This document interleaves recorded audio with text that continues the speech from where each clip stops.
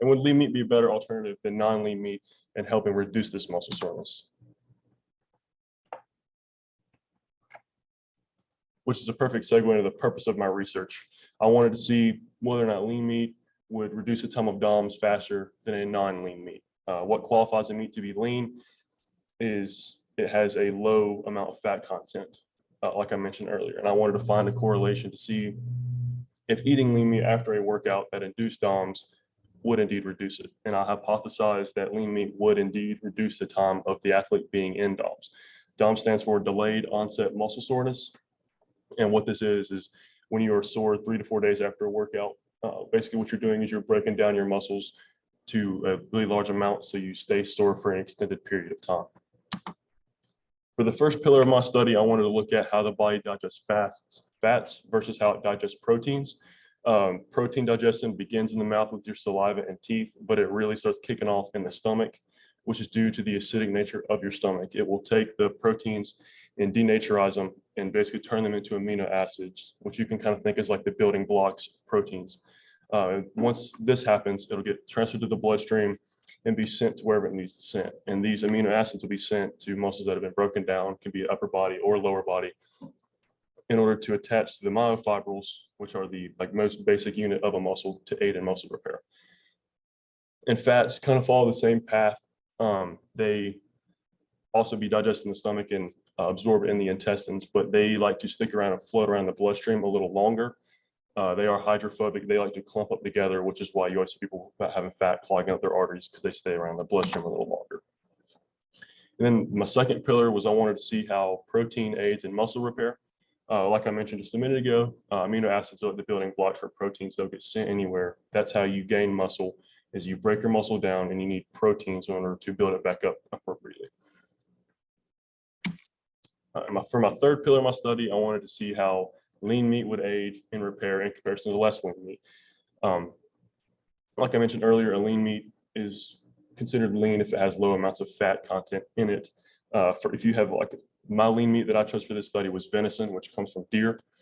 And for 1 pound of beef compared to 1 pound of venison, you're going to have more protein in the venison because it has less fat content. This can be from the animal itself for what it eats in its body type, or done in the processing process. With hamburger meat, what they'll do is they will put fat in there in order to keep the meat together when you cook it, and the way it doesn't fall apart. And that brings you to cross-contamination of meat.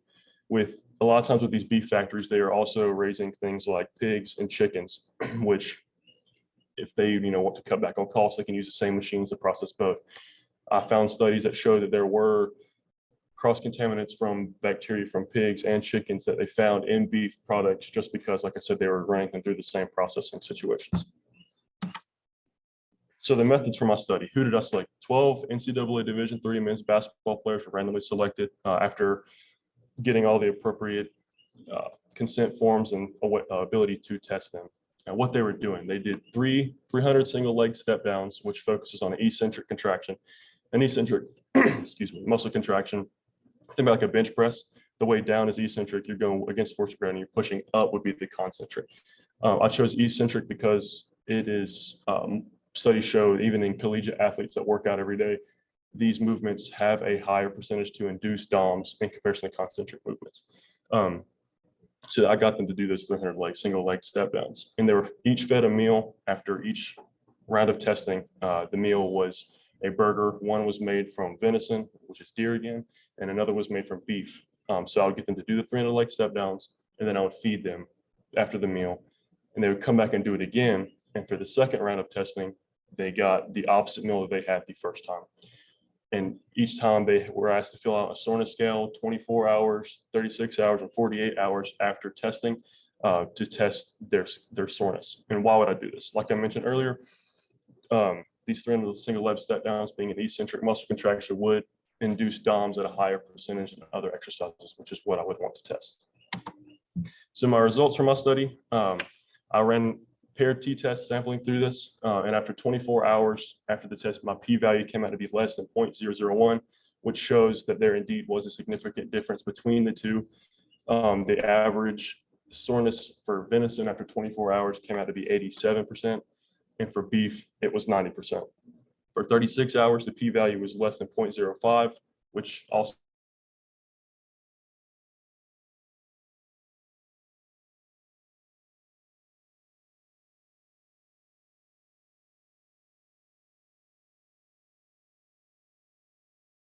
48 hours, same thing. And the beef was 72%. And here's some charts as a little visual representation. Number one was the values for venison, and two was the values for beef, and that's consistent throughout the other charts as well. You can see the venison side is lower, which gives it a lower soreness scale. And then for 36 hours, same thing. There is still that difference between venison and the beef, showing venison was better after 36 hours. And for 48 hours, same thing. This one looked a little better on the thing. You can see there's a bigger gap between the two, which again shows venison was better in reducing that DOMS soreness scales. So what does all this mean? Point blank, it just showed that lean meat was better in aiding in muscle repair. This can go a whole lot of different ways. Being a collegiate athlete, you want to perform at your highest level all the time. So getting any advantage up that is legal by NCAA, of course, over your competitor is a great option. And nutrition is something that a lot of people overlook as helping your body, which your body can only use what you put into it. So I think it is a very crucial component in how they perform on the court. And like I said, this showed that substituting a lean meat for a meat that is less lean would help you, because a lot of people are getting protein. People understand that protein is important in order to gain strength and repair muscle, but this is a way to repair even faster. So the limitations I found in my study was the amount of subjects. Being at a smaller institution and having a low funding for myself, I was not able to select a large percentage of people, which would be very nice if you wanted to get a huge amount of people in order to do this test that would show the values even better. Not being able to completely control my subjects. What I mean by that is, after the test, if they did stretching on their own or massages or any other type of soreness remedies that they had come up with, that could have skewed the values, that could have made them less sore than if they strictly ate my meal and dealt with the soreness afterwards. In-depth testing, like I mentioned before, I didn't have the biggest pocket to do this study. So having these big machines and all this fancy stuff, I really could have went more in depth than what I was able to. And also did this during basketball season. This could have been an issue because, again, like I mentioned, with athletes, they are practicing multiple times a day at times, all days throughout the week, constantly, consistently breaking down their bodies. So this could have either prolonged soreness, or like I mentioned, if they were running, that could have reduced soreness in some sort of way. Another thing was the soreness values. The people that I selected, they could have falsified or felt that they were being a little more sore one day than they actually were. If they're having a bad day, that could have skewed the values. Everybody interprets pain and soreness in different ways. So what one person's 7 might be worse than one person's 5. It's just completely subjective on those values. But thank you all for getting up early to come listen to me talk this morning. Does anybody have any questions for me? Do you think your results would have strayed in a different direction if you chose like different teams or included more different types of athletes? So she asked if my results would have been any different had I selected other teams to sample. I don't think so. I think, I think it depends on the season, whether they're in season or not. Because like I said, with them running and doing all these other things that could have prolonged soreness, I think if it was out of season, there definitely would be a difference. But with other sports, I don't think there would have been a difference.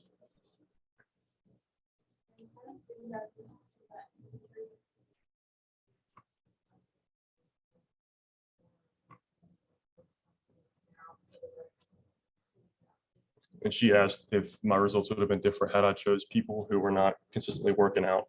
I don't think so. I think for them, I would say that the results would be a little more impressive just because they're not consistently breaking down their body. So if them getting that big difference in between meals to repair themselves, I think that we'd see a bigger difference in people that aren't really working out all that much. she asked if I thought there would be a difference with professional athletes. Now that I think could be a little different. I don't think there would be much of a big difference for them just because they are well-trained machines at this point. So their bodies, they know what works best for their bodies, and they're very, very high performers. So I think the results would be a little bit closer matched with them just because their bodies are so well-trained for what they do. But I do think that the eating a lean meat would be better off for them than a non-lean meat. You see my point?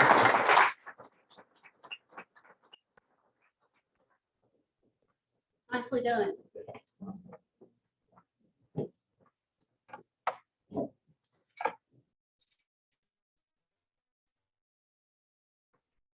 Okay, next up, we've got Rebecca Ballin. Did I do it right? Let's find your stuff. Which one are you? That first one. That one? Yes, ma'am. Okay.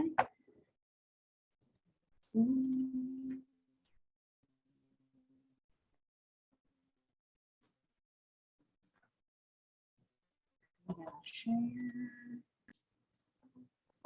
All right.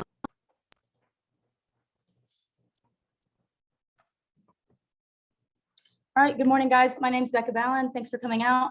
This is my senior capstone presentation for the Health Science Department, and I chose to do mine on anaerobic capacity and pre-activity food consumption. So just a little big picture problem, why I chose to do this specific topic.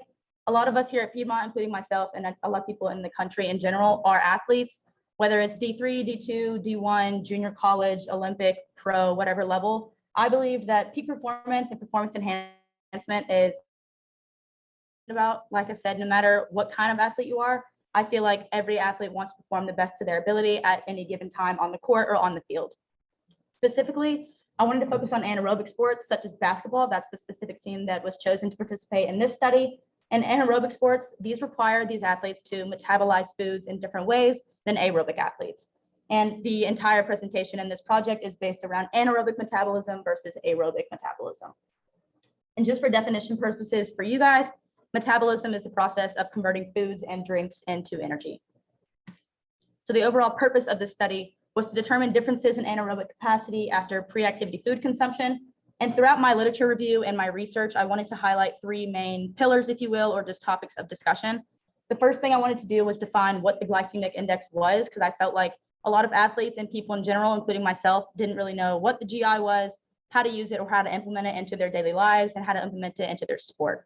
So just for definitions and abbreviation purposes, you guys will see glycemic index abbreviated as GI throughout the presentation, and anaerobic capacity abbreviated as AC throughout the presentation. So the GI is defined as a food labeling system that describes the rate at which sugar is absorbed into the body. It ranks over 600 different foods and ranks these foods on a scale of 0 to 100, 0 being low GI, 100 being high GI. So foods that usually have a score of 55 or lower are considered low GI. These are usually protein-packed things. Medium GI foods are ones that have a score of 56 to 69, and a high GI score are ones that have a score of greater than 70. These are usually high carbohydrate things like bread and potatoes. Low GI foods in general are usually absorbed slower into the bloodstream. The second thing I wanted to focus on was, like I said, anaerobic metabolism and kind of defining the difference between anaerobic and aerobic, and how different sports and different athletes use both of these at one time when they're performing. The third and last thing I wanted to focus on was pretty much the perceptions, preconceived notions, and opinions of athletes and food. I think a lot of athletes have a very particular opinion on what they like to eat before performing, and they have reasons as to why they either choose to not eat or they choose to eat before exercising. So I just wanted to find out and kind of research why those opinions are and where they kind of stem from and how those opinions can impact their performance. So these are the main differences and relationships that I wanted to find in my study. There was three main differences that were ran with the repeated measures ANOVA test. So the differences were comparing all of the food groups to the glucose level readings, which you guys will also hear me reference as BG levels or blood glucose levels. The food group compared to sprint times, and the food group compared to anaerobic capacity. So like I said, there's three different food groups in this study. There's high GI, low GI, and fasted. Fasted meaning there was no food given to the participants during that week of testing. And the last and final relationship that I wanted to see was between BG levels and anaerobic capacity, or AC. So that can just be as BG compared to AC. These are the methods. So at first there were 12 of the female basketball players from a local university. Unfortunately, one of them did sustain an injury between weeks 1 and 2 of testing. They were in season, so this could have been a reason as to why, but her results were pulled from the study. Therefore, I will just be talking about the remaining 11. They were all randomly recruited by asking a team for participants, and all of them at the time were free of injury. And at the bottom there, you can see the average age, height, and weight. The average age was around 20. The average height was around 1.7 meters, and the average weight was around 66.9 kilograms. I had 5 main instruments. The glucometer was obviously the most important. This is what I used to measure their blood glucose levels before eating, and after exercising every single week, 3 weeks in a row. The tape measure was just used to measure their height. Their weight was used, the digital scale was used to measure their weight. The cones were used to measure the 35-meter distance. The participants in this particular study had to perform the running anaerobic sprint test, which is also abbreviated as the RAS test. And what this is a 35-meter sprint distance with a 10-second break in between. So I instructed the basketball players to start at one cone, run 35 meters to the other cone, and take a 10-second break. And the stopwatch was obviously used to time all 6 of those sprints. So going on into the statistical analysis, the main things I wanted to calculate was BG levels, like I said, before eating, and after completing the RAS test. I had to keep track of all 6 of the sprint times because all of those 6 sprint times went into what you see as the PPO, which stands for the peak power output. And the way I calculated the peak power output was by multiplying the kilograms times the distance squared divided by the time cubed. Therefore, if the time was less or if they ran faster, their AC or their anaerobic capacity would be lower in total. The anaerobic capacity, as you see next, is just the sum of all 6 sprints PPOs. As the statistical analysis of the correlation was set at a p-value of less than or equal to 0.05. And as I mentioned before, a repeated measures ANOVA was used to determine the differences, while a Pearson correlation was used to determine the relationships.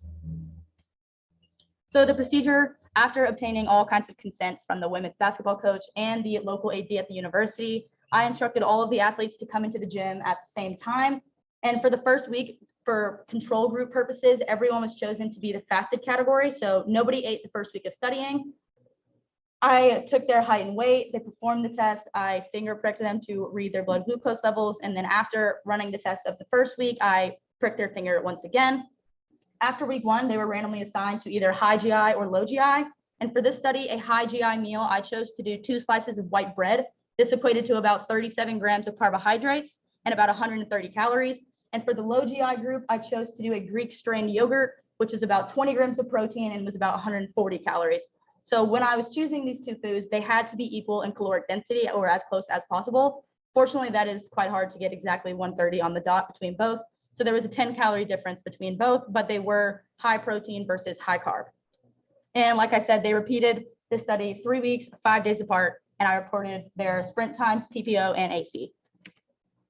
So based on my literature review, it suggested more towards a high GI meal having a bigger difference on anaerobic capacity and peak power output. This is because high GI or high carbohydrate foods typically have a higher blood sugar reading as a result. But it's important to note that a lot of the literature review that's out there and that I focused on really focuses on long distance sprints. There's a very large lack of understanding about short distance sprints, like a 35-meter sprint or a 40-yard dash, and the nutrition background that goes on behind that. So it was kind of difficult to navigate short-term sprinting, but a lot of the research that was about more long-term sprinting suggested and hinted towards a high GI meal and having a higher anaerobic capacity. So that's what I predicted. And I also predicted that the fasted group would have the slowest sprint times and the lowest overall anaerobic capacities. And I chose this reason because I felt as though if there's nothing in the bloodstream and nothing for them to go off of, they're obviously not going to be able to generate a very high peak power output or have a very high anaerobic capacity. So my results, like I mentioned to you guys, this is the correlation test from the Pearson correlation test. And I ran 2 of them. One of them was in week 2, and it was between the BG levels and the AC. So I had an R-squared value of negative 0.03. And the way you measure an R-squared value for correlation test is on a scale of -1 to 1. The closer to -1 or 1 indicating a stronger, more positive or negative linear relationship. So anything closer to 0 has a no relationship. So both of my tests actually showed close to 0, which indicates no relationship between glucose levels and anaerobic capacity between week 1 and 2. The second Pearson correlation test during week 3 showed an R-squared value of 0.05, again, fairly close to 0, indicating that there was no strong relationship. And these are some more results for my repeated measures and NOVA test.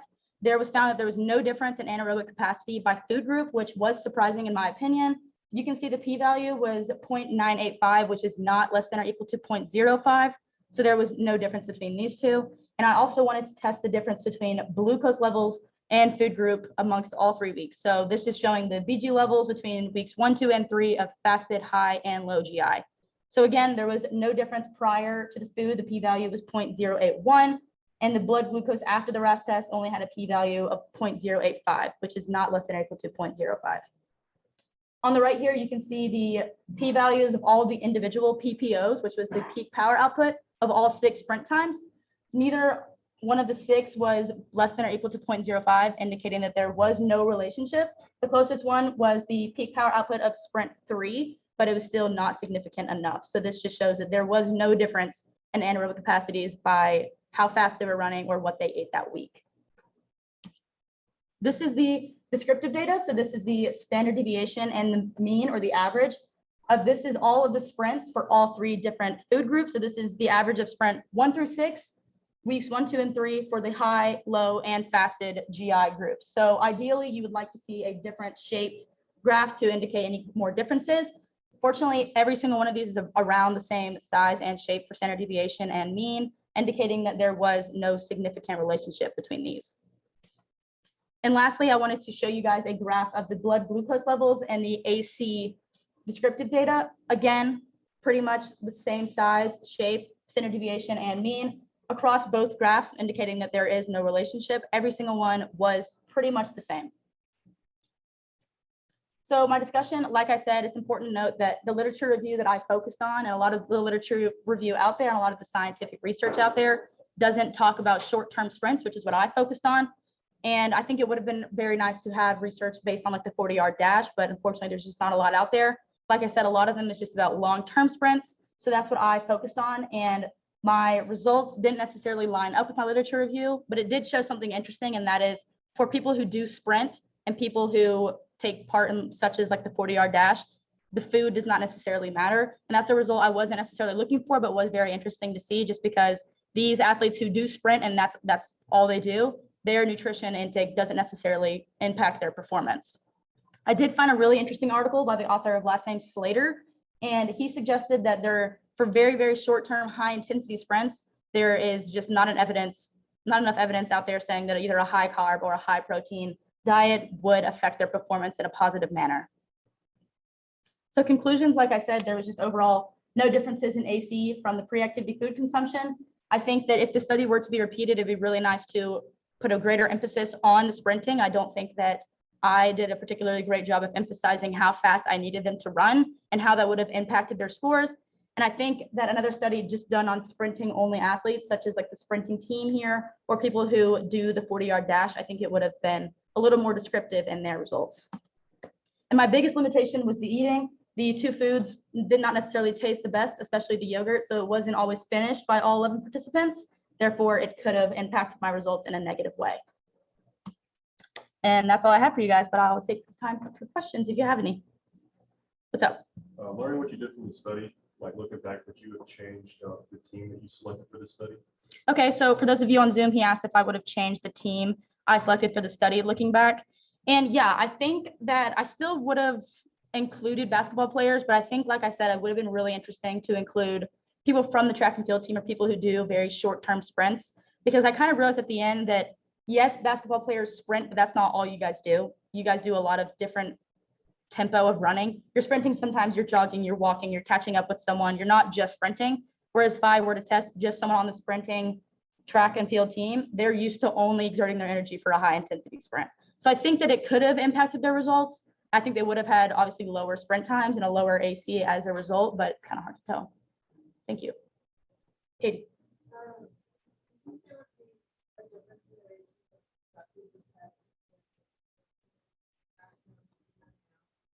Yes, like I said, I think I should have emphasized how much I wanted them to kind of go full out. Yes, I said sprint, and you can say that all day long. That doesn't mean the person you're testing is actually going to listen and no one wants to sprint early in the morning off of a fasted stomach.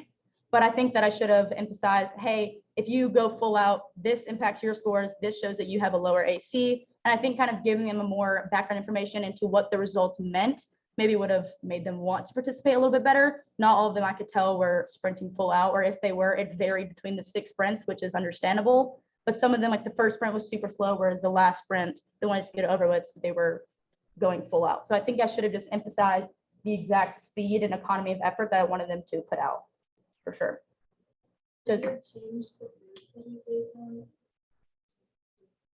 So she asked if I would have changed the foods that I gave the participants.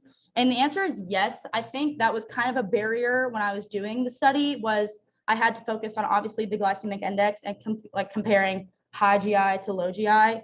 I think that if I had more time to ask the participants what kinds of foods they would like to have, that would have been better. I tried to choose 2 like fairly generic foods that I felt like most people like. I feel like most people can stand yogurt. Most people can eat white bread. Luckily, I had no allergies amongst the 2, but like I said, the Greek yogurt was not a great flavor and it was very bland. And 2 of my participants actually did not finish the entire thing, which definitely probably could have skewed my results in a negative direction. So I think if I had more time to research like what kinds of food they wanted, or even had more of each high GI, more of each low GI options, they were all equal in calories, I think that could have made a positive difference, definitely.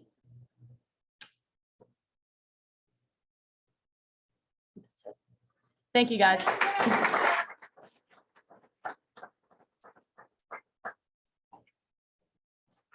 Nice job. Next up, Josie George.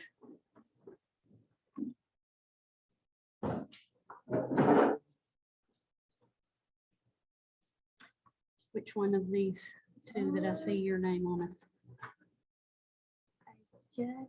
Just try the first one. Okay. I'm going to share screen.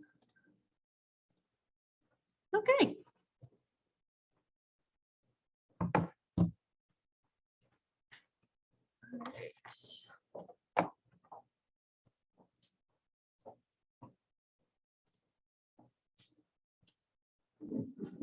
Hey everyone, my name is Josie and I just want to say thank you for coming to watch my capstone that I've been working on since last semester.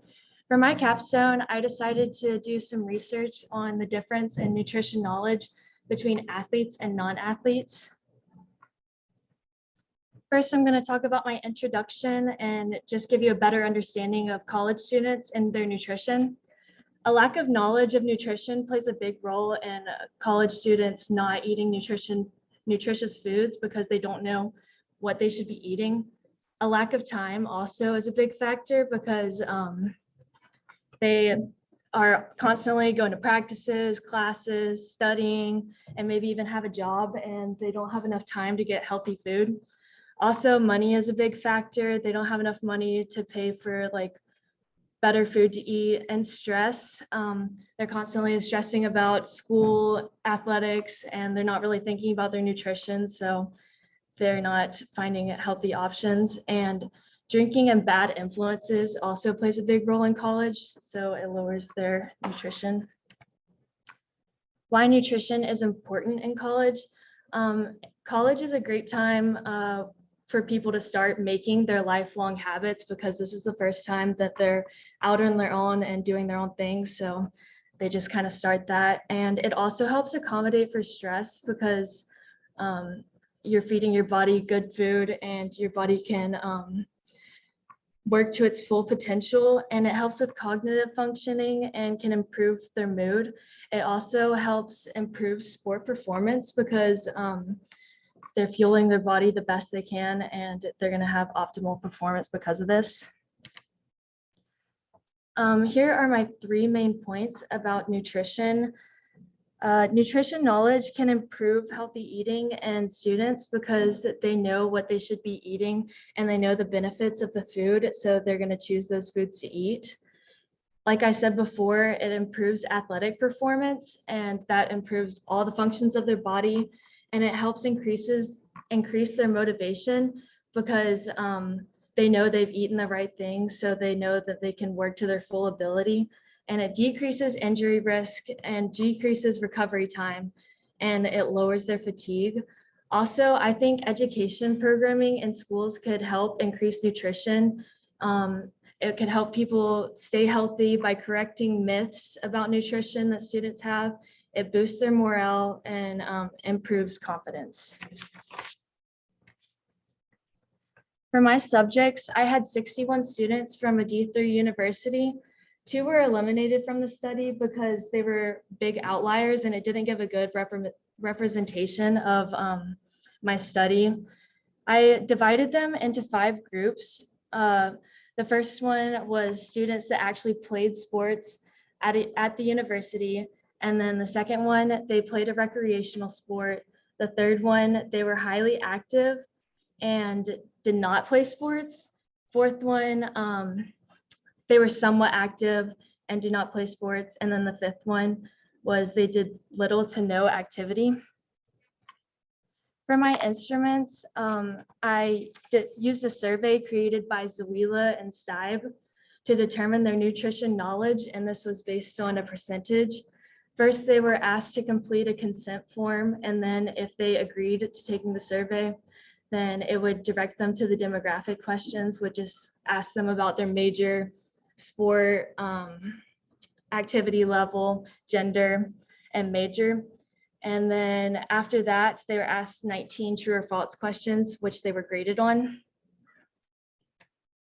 And then for my procedures, I posted on the university app every week for 4 weeks, asking students to take my nutrition knowledge test so they could see their nutrition score and help me out with my capstone. And then I did a statistical analysis on the mean averages taken from different majors, year in school, gender, activity level, and sport. For my results, I had an overall average score of 43.4% and a standard deviation of 14.4, which you can see is very low score and not much difference between scores. And I used a one-way ANOVA test to compare nutrition scores amongst different majors, year in school, gender, activity level, and sport, like I said before. And I did that on a 95% interval, and there was no significance found, meaning the p-value was greater than 0.05. First, I'm going to start with the majors. And as I said before, all the scores are very close together. You can see there's about an equal amount. There's way more health science majors. And then I chose to leave out the majors that only had like 3 or less because it's kind of hard to compare just 3 people's averages. And as I said before, they were all pretty much equal, and there's a 0.7 significance, which is very high. So, and then here is their year in school. There's a 0.3 significance for this one, which is a little more significant than the other one. There was 8 freshmen, which they had a 37%, and then 11 sophomores, 43%, 19 juniors, they had a 44%, 19 seniors, 43%. And then there was 4 grads, which they had a 54%. And you can see there's a big difference in the grads and freshmen, but there's also lower numbers of those. So it's still not an accurate representation of that population. So you can't really know what their actual means are. And then for gender, females had an overall average of 44% and males had an average of 39.9%.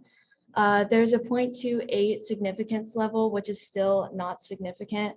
There are 47 females and 14 males, which is not an accurate representation of their differences because there's not enough males to account for to see what their actual average should be in a real population. So if I had more males, then I could actually compare. And then for activity level, I had 25 student athletes and there was only 1 recreational sport player, and then 5 were highly active and did not play sports. And you can see they had the highest score, 51%.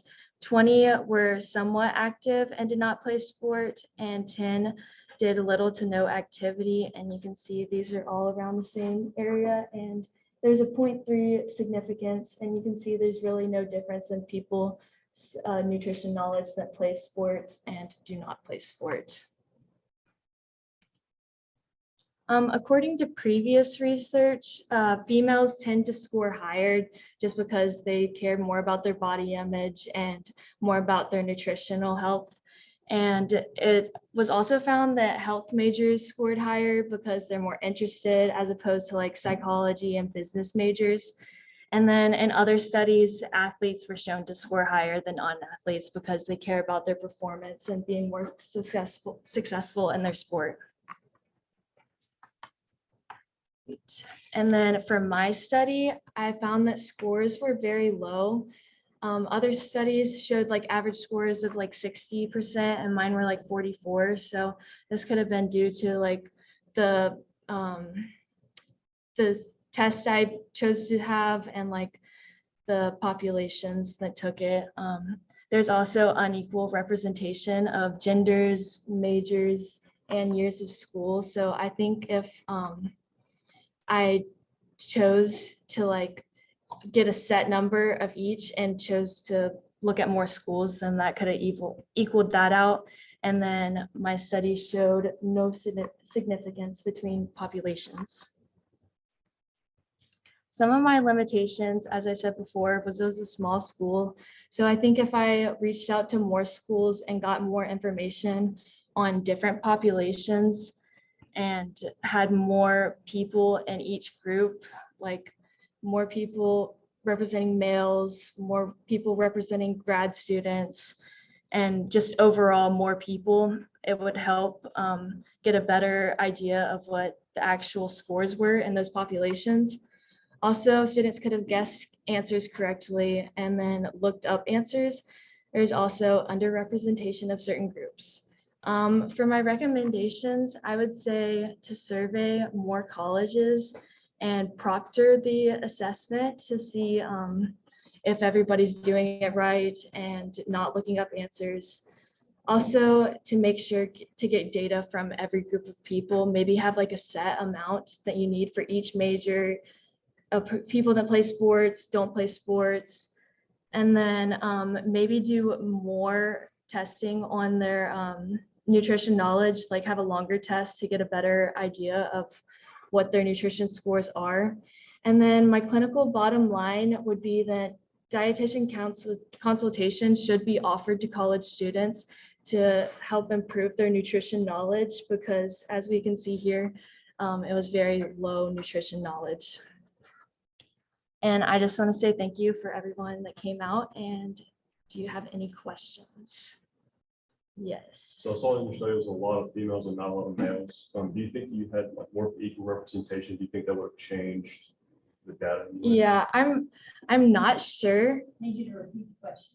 Oh, okay. He asked if there were more males, it would change the data, and I am not sure. Maybe in like a bigger study, if there's more of both, but like research has found that females cared more, but I also saw studies where it was not significant either. So I'm not really sure. I think some other ones like the athletes, that would probably make a big difference, but females and males, I don't know. I guess it just depends on the population.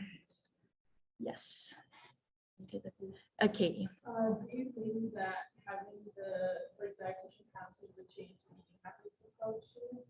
She asked if dietitian counseling would change the eating habits of college students, and I would say yes, definitely, because it will help. Like I said, they lack nutrition knowledge, and this is a reason that they do not eat healthy. And I think dietitian counseling would help tell them what they need to eat and why it benefits them. And I think athletes would be especially like coherent to this because they care about their health, like I said before. Becca? I know you mentioned that you would change a few things if you were to repeat it, or if it were to be repeated at all. Mhm. What do you think is like the major change that you would make if you were to conduct it again? Major change.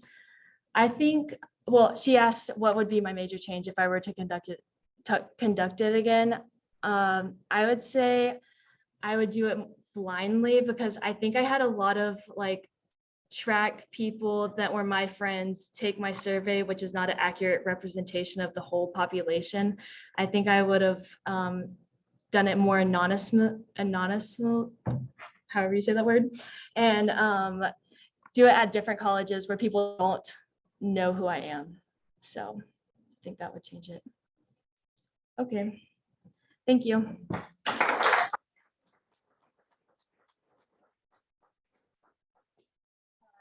Katie Brown.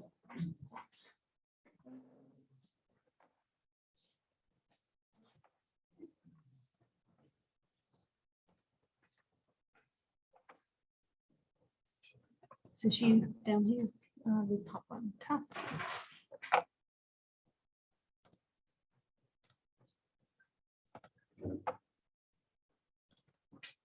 All right.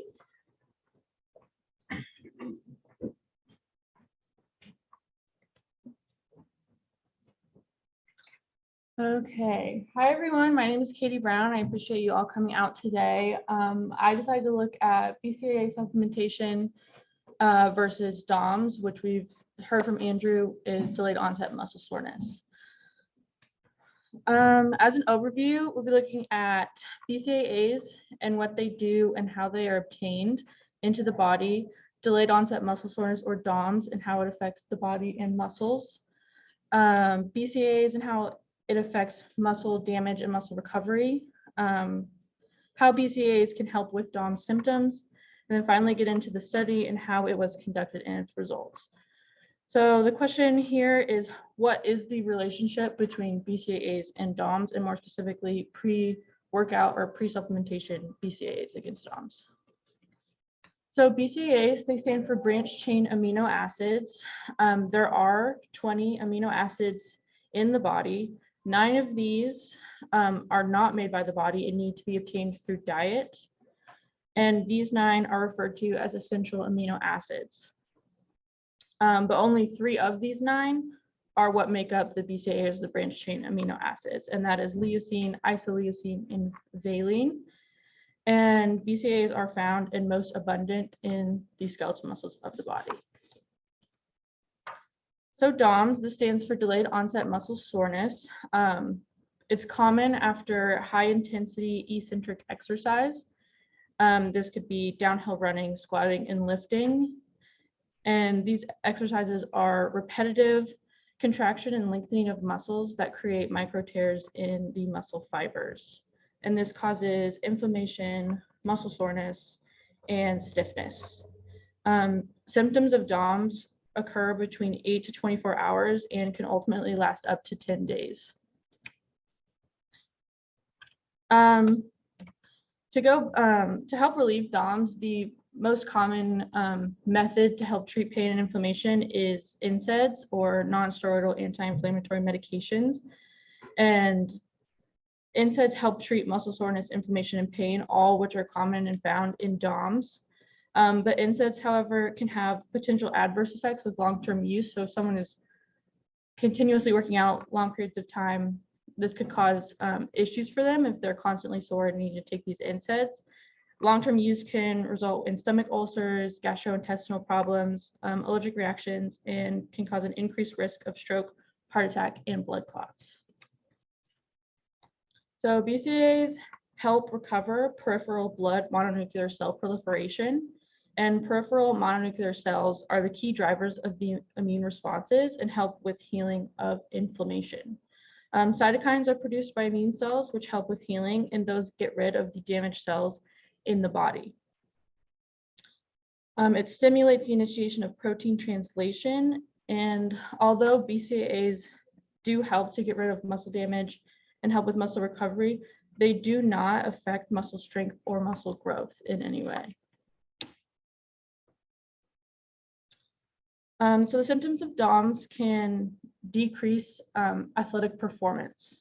Athletes are often faced with frequent muscle soreness and fatigue due to the intensity of their workouts, depending on what athlete, what sport, anything like that. So resistance trained athletes often deal with muscle soreness and fatigue, and these can be cyclists, distance runners, and weightlifters. Those are a common 3. And BCAAs allow these athletes to speed up their recovery, increasing athletic performance, making it easier for them, things like that. So BCAA's effects on DOMS symptoms. So BCAAs as a method to reduce DOMS is a relatively new method to us, and it is not fully understood yet. A study was conducted and did find that BCAAs can bring down lactic levels and lactate levels and reduce DOMS and muscle soreness by 64% compared to a placebo group that was used. BCAAs, they do regulate protein metabolism and promote protein synthesis, and they can decrease protein degradation, which helps to heal these micro tears that are caused with muscle soreness and DOMS. So getting into the purpose of my study, the purpose of the study was to determine the effects of pre-workout BCAAs on developing DOMS. And it was hypothesized that BCAAs will reduce DOMS symptoms, making participants less sore quicker if taken before an eccentric exercise. Initially I had 15 participants, 5 of which did not show up, did not want to commit to the step downs they were going to have to do. So I excluded any of those and just stuck with 10 participants that met the requirements that I had set in place. They needed to be a University Division III collegiate athlete, a physically active individual. And I did have it set a requirement or an activity level that participants must go to the gym at least 3 times a week if they were not a student athlete or in season and was not currently working out. So the average age was 20.1 years, weight was 134.6 pounds, height was 64.1 inches, and the average days per week in the gym was about 3.8. The instruments that I used, so I had a bench that was used for the step downs, and for convenience, we moved to the gym instead of using a standard workout bench. There were 10 of them, so we moved to the gym and used the bleachers in the gym. It was close enough to the 17-inch standard workout bench, and so I figured that would suffice to make things a lot more cohesive. Heart rate monitors were used to measure energy expenditure and make sure everything was relatively the same. We did not want the heart rate to be too high on one, so they were working harder for one and not the other. We wanted both trials to be cohesive. There was a pre and post vertical jump using the Balakov's belt to measure muscular output and a visual analog scale, but instead of the scale with the faces and how sore, happy you are, I had a 10-centimeter line that was used with no numbers in between. There were not increments. It was just one side was sore and one side was not, and you could choose how you felt within that range. So the procedures, they completed 300 single leg step downs from a standard bench or the bench in the gym. They would take the BCAA pre-workout or placebo drink 30 minutes before the 300 single leg step downs. Before anything, there was 3 pre-vertical jumps that were conducted with one leg, the leg that they were using, and then 3 post-vertical jumps after the 300 single leg step downs with the same leg that they used for the whole trial. I asked them to physically mark on the 10-centimeter line to show soreness levels. And then once trial 1 was completed, I waited for them. I gave them 1 week and then repeated everything again with the opposite drink, whether it was placebo or the BCAAs. The trials were single blinded. There were 2 trials that were conducted, and 1 trial was placebo and 1 trial was BCAAs. So this is my results. Using a p-value of 0.05, I had 2 categories that showed significance, and that was the post-vertical jump and the soreness levels. So the post-vertical jump comparison was 0.25, and the soreness comparison was 0.023. The 2 significant data that was significant was post-vertical and post-vertical jump values from both trials and soreness levels from both trials.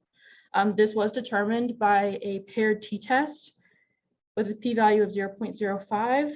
And you can see that the vertical jump, the post-vertical jump was higher after taking the BCAAs, which is post-vertical jump 2. And the soreness levels were higher without taking BCAAs, which was soreness 1 and the soreness mean.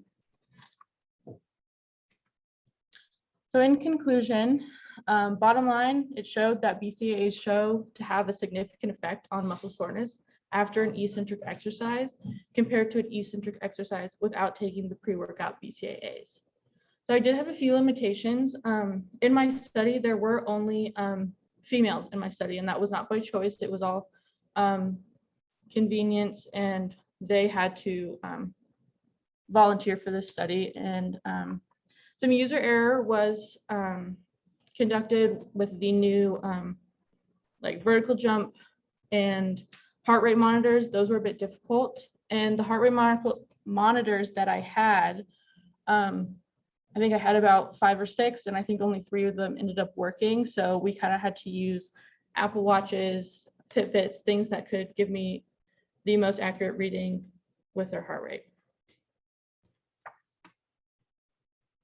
Thank you for listening. Does anybody have any questions? Yes. So I saw that again, it was all females. Do you think that if you included males in the study that you would have got different results? He asked if I had included if more men were in my study, would the results be different?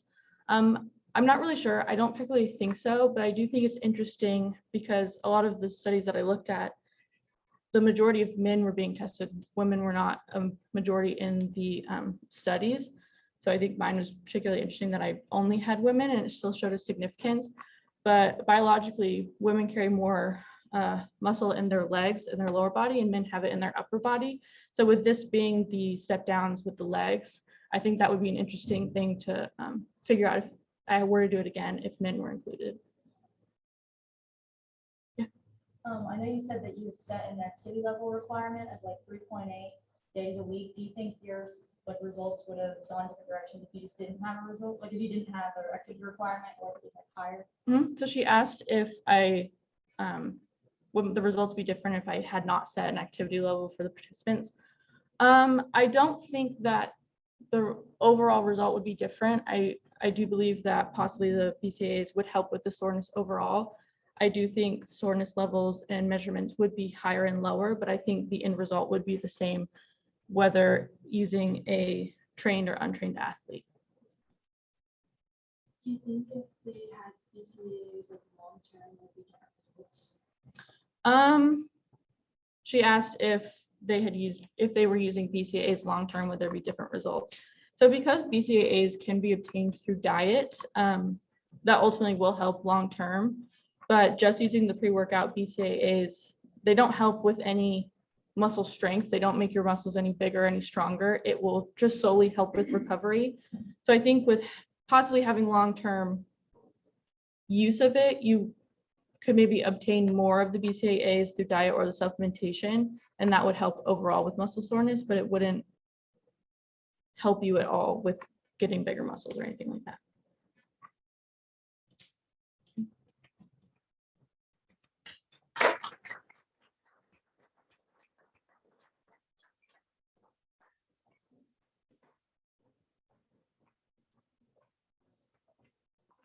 Now have a 10-minute break till the next session starts. Be sure and scan the QR code if you didn't.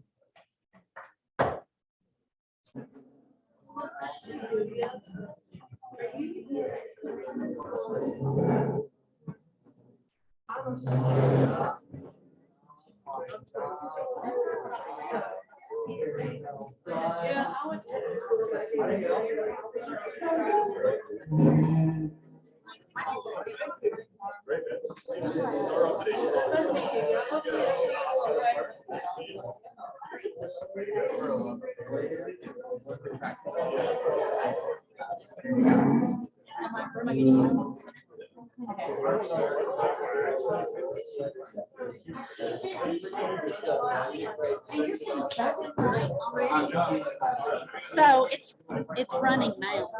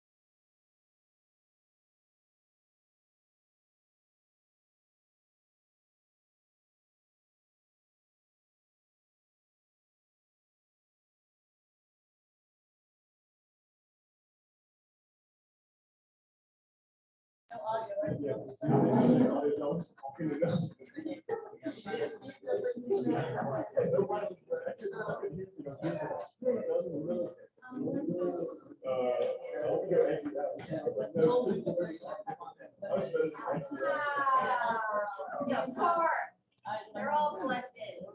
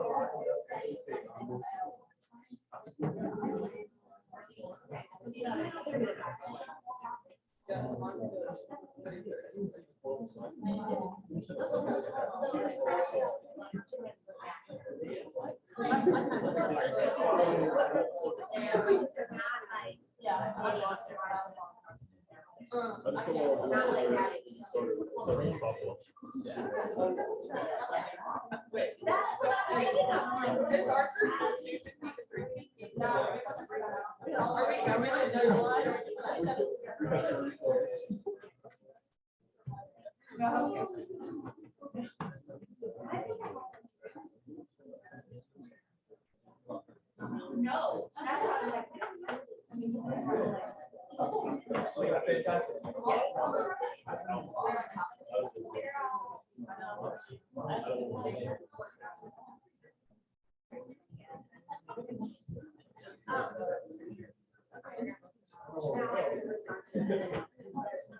It starts at 4 minutes. You're in front of that camera.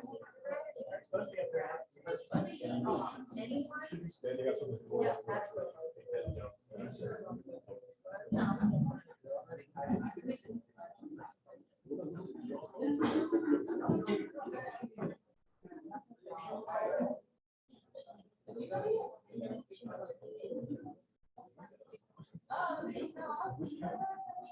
I really don't want to.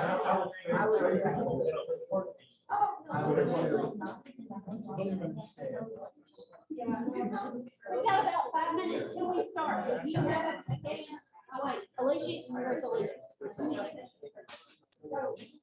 We'll have session 2 QR code set in a second. If you will go ahead and scan in for me. My assistant gets them up.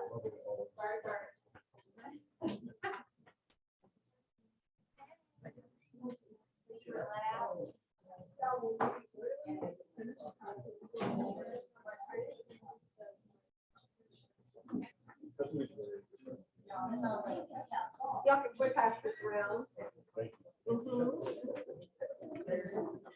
Oh, where'd my paper go?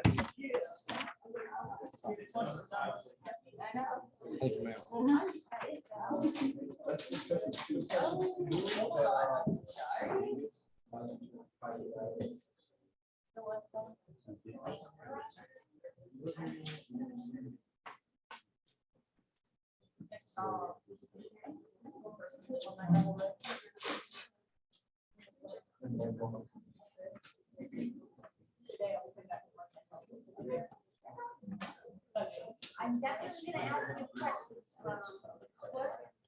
I'm definitely gonna ask you questions. QR codes are now up. You would please scan in.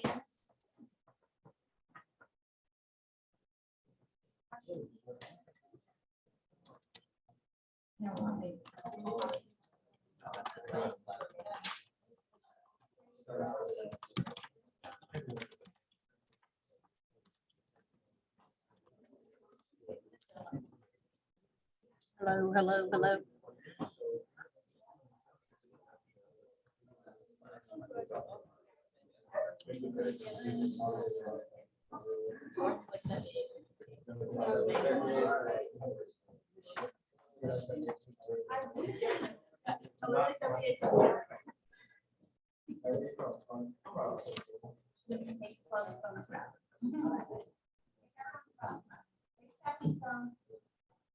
I'm joking. Madison, you're up.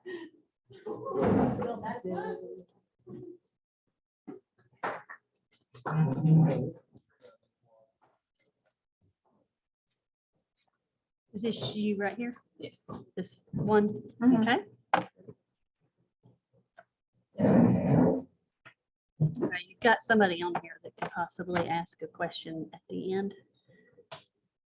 This is you, and we are recording. And we're unmuted. I have some instructions. Hold on just a second. I forgot those back here.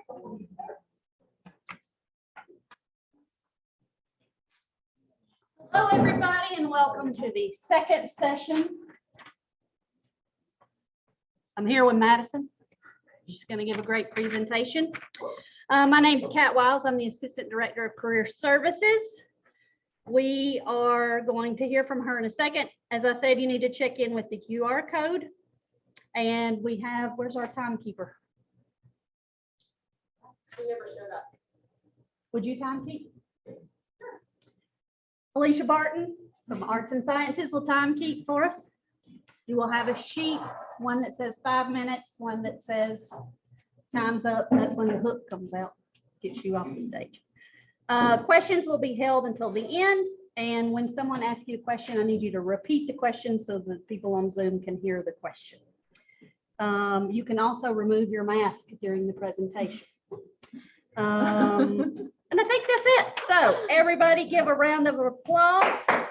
And you're up.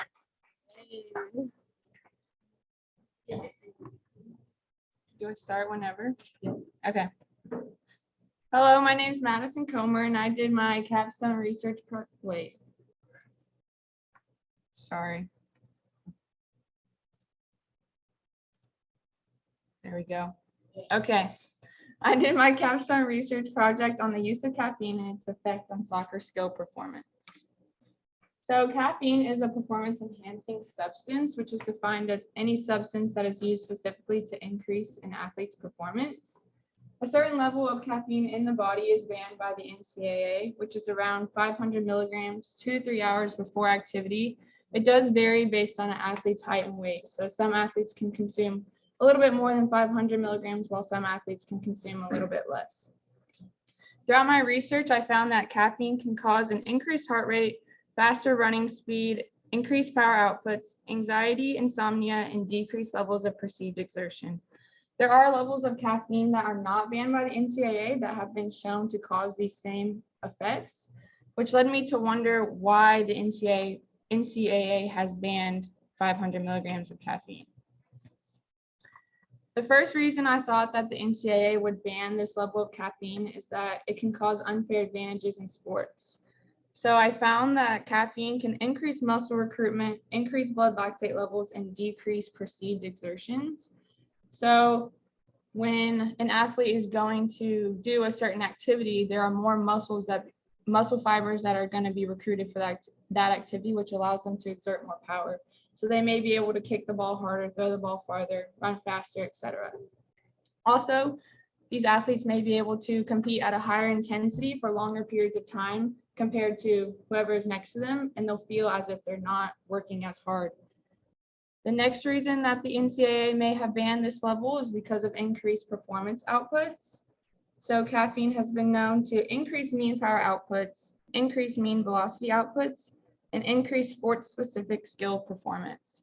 So I found a study on cyclists, and they did a time trial, once with the placebo and once with caffeine, and caffeine was shown to increase their mean power output by about 8%.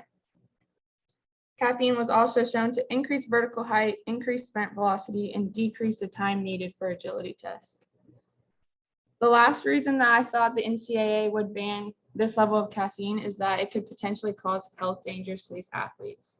So caffeine was shown to increase heart rate and blood pressure, which if your heart rate is elevated for a long period of time, it could be very dangerous for these athletes. I did not find how long it increases your heart rate, but if it was for a long period of time, it could be very dangerous.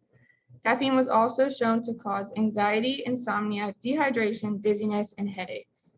Also, large doses of caffeine, such as 500 milligrams, were not shown to increase an athlete's performance any extra, and it usually leads to more health dangers. So this led me to my overall big question of, is there a difference in soccer skill performance when using caffeine? It was hypothesized that the athletes at Piedmont University would perform better soccer skills after consuming caffeine. So for my study, I had 14 Division III soccer players as my participants. I had 10 females from the women's soccer team and 4 males from the men's soccer team. This was a single blind study, so the athletes, the participants were unaware of which day they were given the placebo and which day they were given the caffeine, but I, as the researcher, was aware of which days they were given which. The participants were asked to complete a 40-yard dash, 5 shots on goal, and 3 throw-ins. A consent form was filled out before they completed these 3 tests. And when they showed up to the testing, their heart rate and blood pressure was recorded right as they showed up. Then they were asked to wait for 30 minutes without doing anything before their heart rate and blood pressure was taken again to see if caffeine itself would increase their heart rate. They were given 220 milligrams of caffeine mixed with a sugar-free Crystal Light, and the day they were given the placebo, it was just a sugar-free Crystal Light drink. The instruments needed for this study was a stopwatch, a laser speed gun, a tape measure, blood pressure cuff, the soccer field, a goal, and a ball. The stopwatch was used to measure the 40-yard dash times. The laser speed gun was used to measure the speed of the 5 shots on goal, and the tape measure was used to measure the distance of the 3 throw-ins.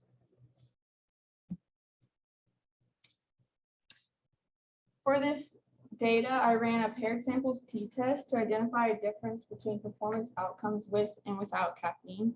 A paired samples t-test was used because that allowed the data to compare the participants to themselves instead of comparing them to each other. I had a p-value set at p is less than 0.05. For my results, I found that sprint times and throw distance were significantly different with caffeine. And I have here the means and standard deviations of the data once it was ran through the paired samples t-test. With a p-value of 0.03 for sprint times, it shows that caffeine improves their speed significantly. Along with that, a p-value of 0.002 for throw distance shows an increase of power with caffeine. I did not see any significant results for heart rate and blood pressure or for the 5 shots on goal. There was a few limitations of my study. So the first one was sample size. I did only have 14 participants, and if all 14 of them were not accustomed to drinking caffeine, then this caffeine could have affected them more significantly than somebody who drank caffeine regularly, or vice versa, because I did not ask how often they drank caffeine. The second was commitment to the study. So I asked them to refrain from drinking caffeine on both days of testing, but if they did not refrain from drinking the caffeine, most of the testing was done in the early afternoon. So if they had consumed caffeine that morning, and then I gave them more on the day of the caffeine, they could have large levels of caffeine in their system, which would potentially be the banned amount by the NCAA, which I was not trying to test. The third would be equipment. So the blood pressure cuff that I had was not always working, and sometimes I had to test the participant's blood pressure multiple times because I got invalid numbers or no numbers at all. And the fourth was time. So it did take a lot of time because we had to wait for 30 minutes in between the recordings of blood pressure and heart rate, giving the drink, and then recording it again. Also, throughout my research, I found that caffeine was like peak in their body 30 to 60 minutes after being consumed. So if I had a little bit more time, I may have been able to get more significant results from this study. In conclusion, caffeine was shown to increase speed and power in Division III soccer players. Even legal amounts of caffeine, such as 220 milligrams, were shown to increase sports performance. And in previous research, caffeine raised heart rate and blood pressure. However, 30 minutes into the study, this result was not found to be significant, which is a good thing because that means there's probably potentially not as many health dangers with this level of caffeine. Questions?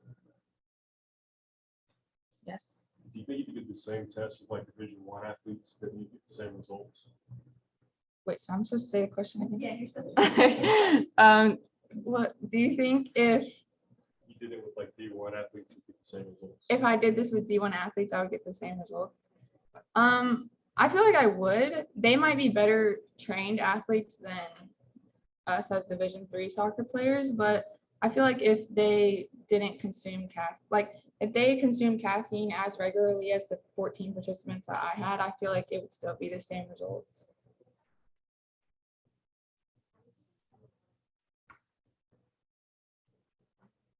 She asked how I determined how much caffeine I gave the participants in my trial.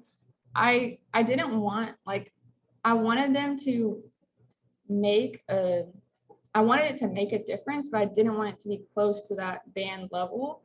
And that was just kind of like when I was researching like which caffeines to give them, like I was searching caffeine powders, and that was like the average caffeine that was in most of the powders. So I figured that would be about like 1 caffeine drink.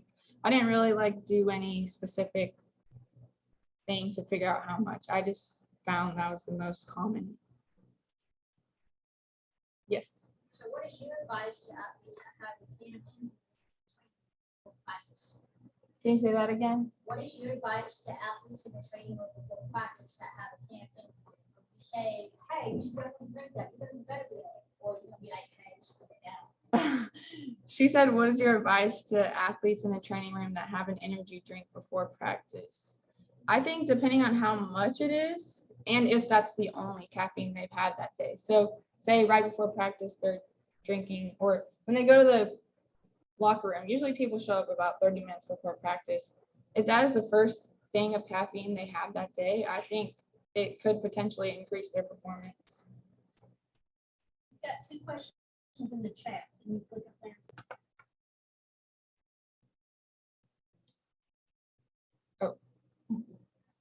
Is that it? Yeah. What type of caffeine did you use? Yeah, she had a question. Oh, but she said I just answered it. Oh, okay. Yes. Did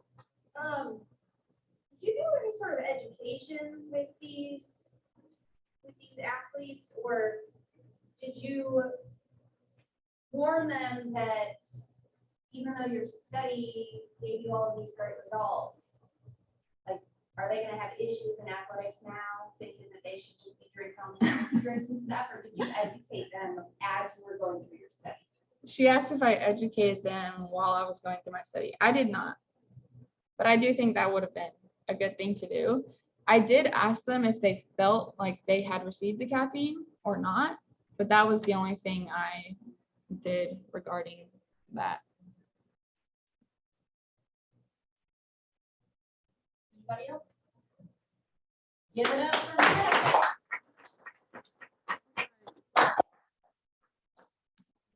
Brianna?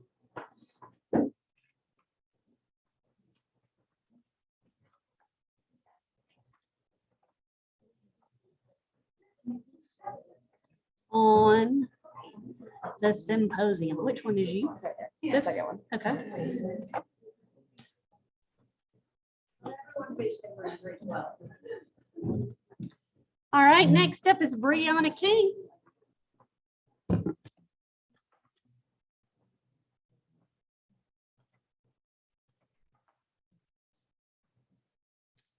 Hello, everybody, and good morning. Thank you for taking time out of your day to come and listen to my capstone presentation. My name is Brianna King, and for my research, I chose to focus on caffeine's effect on racing heart rate. So caffeine is a popular dietary supplement that can be found in teas, medicines, chocolate, and energy drinks, especially that can act as an ergogenic boost to increase exercise performance, as well as mental concentration and overall alertness. Ingredients in energy drinks such as creatine, taurine, and caffeine can be combined at harmful levels whenever they're combined in energy drinks at high dosages. The safe limit that I found whenever I was doing my research is that less than 400 milligrams a day can be beneficial in improving mental concentration as well as memory. However, when you do consume over 400 milligrams per day, the more harmful negative effects can happen, and they can create long-term effects. The most common side effects that I found included elevated blood pressure, increased heart rate, and cardiac arrhythmias. So according to a survey by Al-Suni, energy drinks were the second most consumed dietary supplement out of all those supplements that are in the world, which is kind of why I wanted to focus on energy drinks as my main topic of caffeine, since caffeine is a main component in energy drinks. Most of my prior research that I found said that exercise testing was conducted at higher intensity exercises and strength training. So I wanted to focus on steady state exercise on caffeine. So steady state is defined as when a heart rate rises or then remains constant within 5 or minus 5 beats per minute. So when you're exercising, your heart rate rises and then all of a sudden it may plateau, which is when you would be considered in steady state. So with my research that I found, I determined to focus my research on if there was a difference in the steady state heart rate when someone consumed a placebo drink versus when they consumed a caffeinated substance. It was hypothesized that college students who had consumed caffeine before cardiorespiratory exercise would have a higher steady state heart rate than when they consumed a placebo drink. So my original plan was to include 20 participants, 10 males and 10 females. However, as you can see, I ended up with 11 females and 9 males due to one of my males dropping out due to injury in his sport, unrelated to my project, but he had to drop out. They were randomly chosen through a post on the Piedmont University's webpage, where the first 10 males and the first 10 females that reached out to me were chosen so that it was a random sample. It was a mix of non-athletes and athletes, but unfortunately it did end up being a majority of athletes since it was an exercise test. The instruments that I used were a heart rate monitor and a treadmill. And then my 2 drinks that I created were a placebo and a caffeinated substance. So to create my caffeinated substance, I used a package of 0 sugar Kool-Aid with a 200 milligram crushed caffeine pill and water. So I chose the 0 sugar Kool-Aid package to eliminate the effect of sugar raising heart rate, so I could just primarily focus on caffeine in the drink. And then the only difference between the caffeinated substance and the placebo substance is that the placebo contained no caffeine. Everything else was the same. And throughout the entire trial, the participants were not aware if they received the caffeinated or the placebo in order to take out the placebo effect. As you can see in the chart, my average age was 19.8. And then the other demographic question that I asked is how often in a days per week of energy drink consumption did a person have? And I found that the average was 2.4. However, I had some people who had 7 energy drinks a week versus 0. So it kind of swayed my results like a lot. So the procedure for this study, of course, everybody signed a consent form that basically outlined what they would be doing, how much caffeine I would be giving them, and just so they were aware. The heart rate monitor on the screen is actually the exact one I used, and it was attached to your chest and your wrist so that I could monitor your heart rate the entire duration of the test. They consumed their designated substance 30 minutes before activity, and I decided to do random sampling on who got the placebo versus caffeine. So I put everybody's name in a hat, and the first 10 people I drew received the placebo week 1, and then the next 10 received the caffeine week 1, and then I just swapped them so that I could have a random sample with that as well. And I chose 30 minutes to let the caffeine settle because most of the research I found said that it takes about 15 to 45 minutes for caffeine to reach your blood-brain barrier. So this is why I kind of chose to focus on the 30 minutes since I was in between both times. They completed a warm-up on 3.0 miles per hour on 0 incline just for 2 minutes, just to get their heart rate a little warmed up. And then the actual test was conducted at 3.6 miles per hour on a level 3 incline. And like I said, their heart rate was monitored the entire time during the test. So my variables that I measured during this trial was differences between caffeinated heart rate, which you'll see is abbreviated as CHR, steady state heart rate, which is abbreviated as SSHR, and PHR, which is placebo heart rate. And I also measured the difference of gender. So I ran this test through SPSS using an independent parasample t-test. And this test was just used to determine two different variables and their effect on one individual. So the two variables, of course, that I tested were caffeine versus placebo on the same individual. So I ran a few different tests with the p-value set at less than 0.05. And then I measured the difference in steady state placebo heart rate versus steady state caffeinated heart rate in all 20 of my participants, as well as the difference in caffeinated time to steady state versus placebo time to steady state in all 20 participants. And then I broke this again by males and females. So I ended up running 6 overall tests. So just to define what time to steady state is again, I measured everyone's heart rate every 30 seconds. I asked them to tell me what their heart rate was. And then if it had not changed from the last time within 5 beats per minute, they were considered in steady state. And that was the time I wrote down.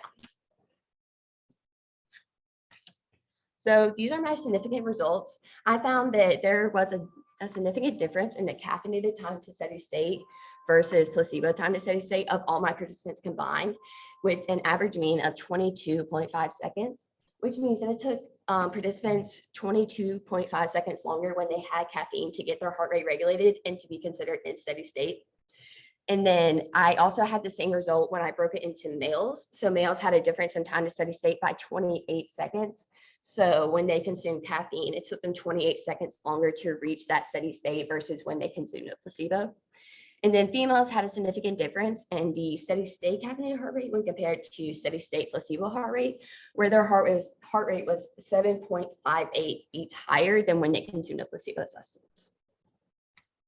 And then my non-significant results that I thought were interesting to mention, it was kind of opposite for all my participants, and in my males, they were kind of grouped together. So they only had a difference in time to steady state, and they did not have a difference in their heart rate, where females had a difference in their heart rate being higher, but they did not have a difference in their time to steady state.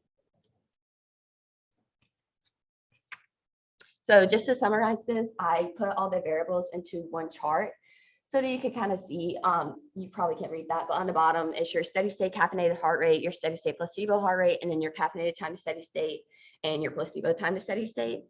So on your right, that is the difference between the males and the females. So the females are the darker color. And I thought this was actually really interesting due to the fact that every single category was higher in females. And just to give you a little number with that, the mean heart rate before females even consumed caffeine was 141, while males was just 121. So about a 20 beats per minute difference before they even started exercise. So with that being said, the data showed that I had an increase in heart rate and time to steady state when they consumed a caffeinated substance versus when they consumed a placebo substance in these students that I evaluated. This information can be useful for athletic trainers and physicians into performance and health due to the fact that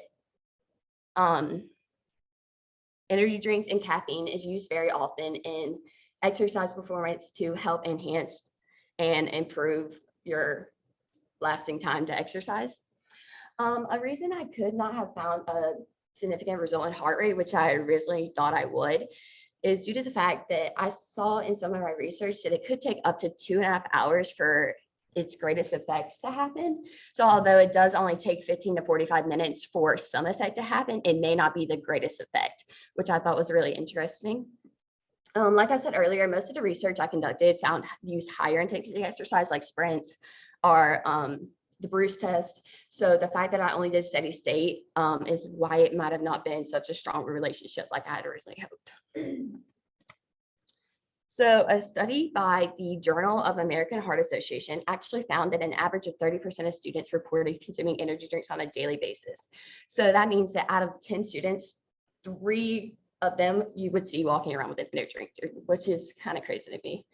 And also in that study, I found that energy drinks can lead to prolonged QTc intervals and increased blood pressure, which can actually lead to heart disease and stroke by 10% in your life.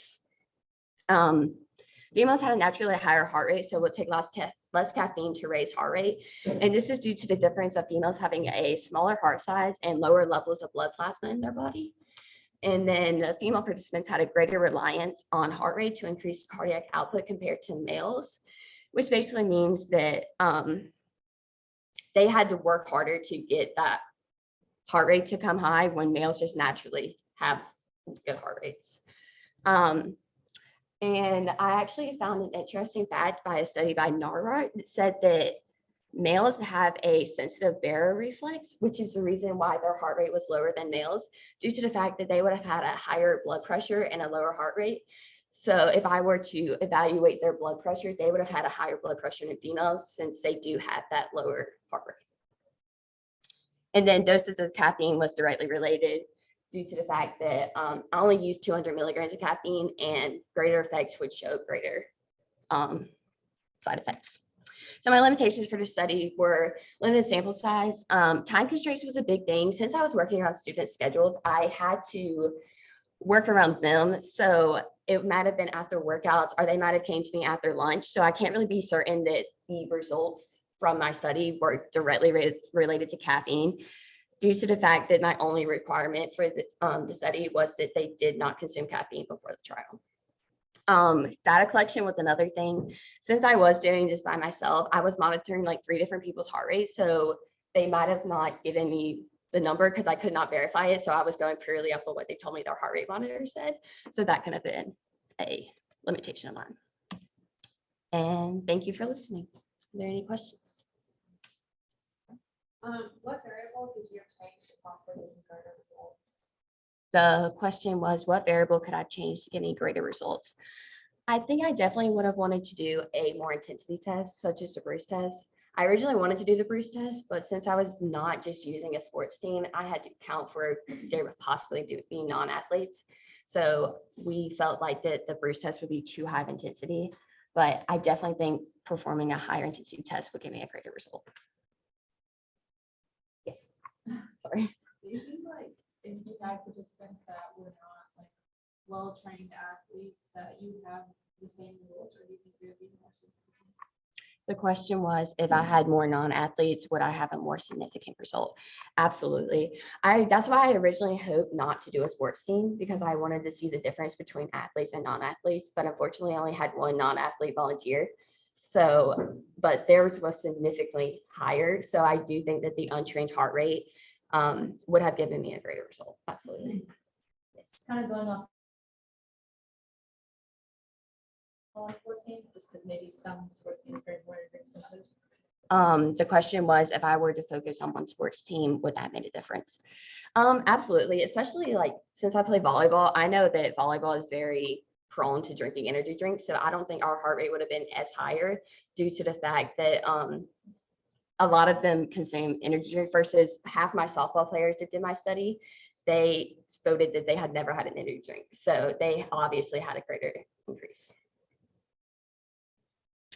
And thank you for taking time out of your day.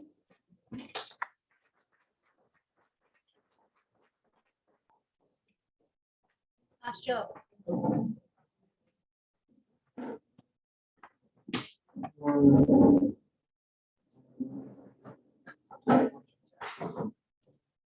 Sloan.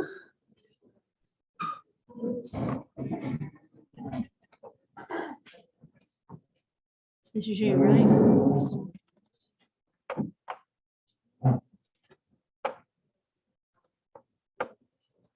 Be sure and do the QR code. Okay, that's it. Yes, sir. You ready? All right, up next is Sloan Fletcher.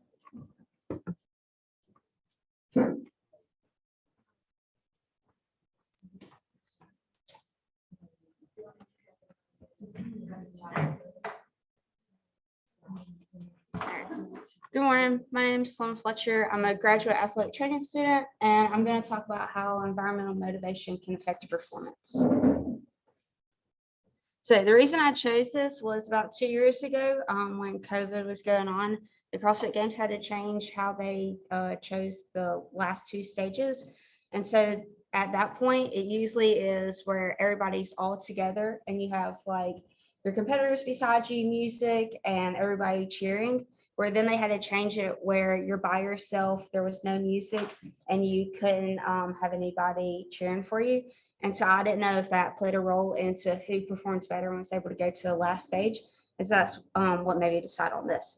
So motivation for performance can be presented in many different manners.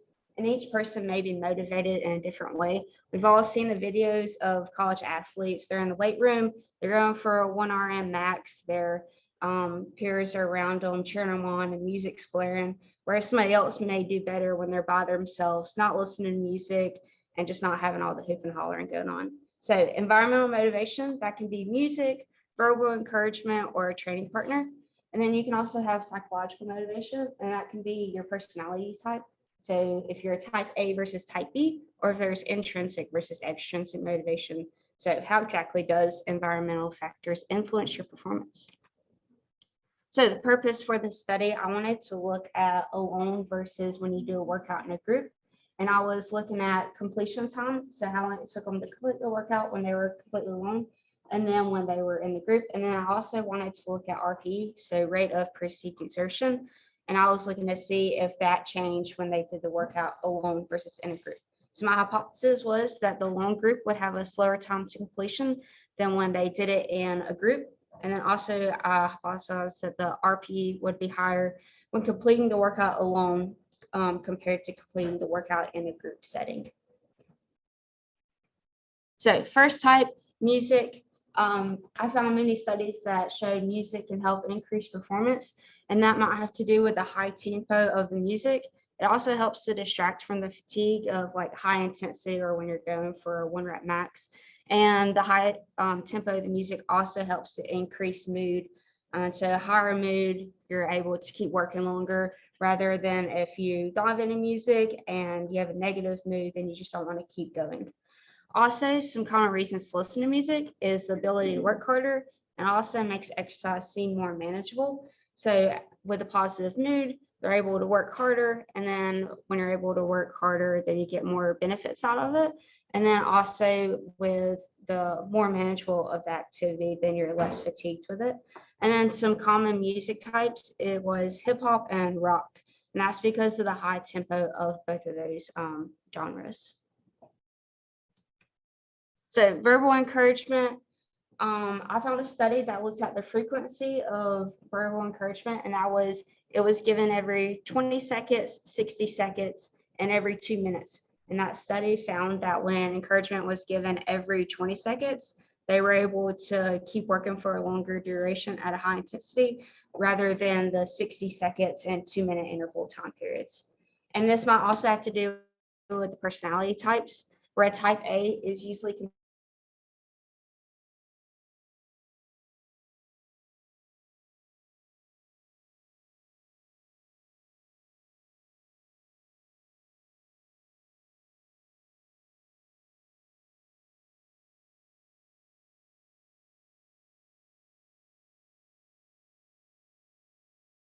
classmates. If you're doing like a group class, then you have people around you that are doing the same workout, and you see that they're working out just as hard as you are, so that helps you to keep pushing yourself to keep going.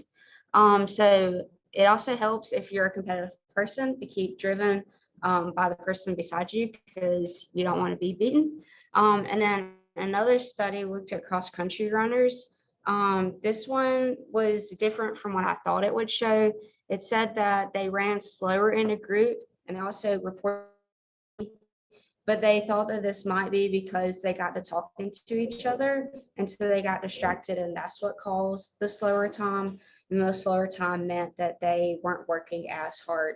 So that was just something different that I didn't expect to find. So psychological motivation, intrinsic versus extrinsic. Intrinsic is when you're doing something without external reward because of enjoyment or pleasure of the activities. Whereas extrinsic motivation is doing something for reward. So if you're getting like a medal,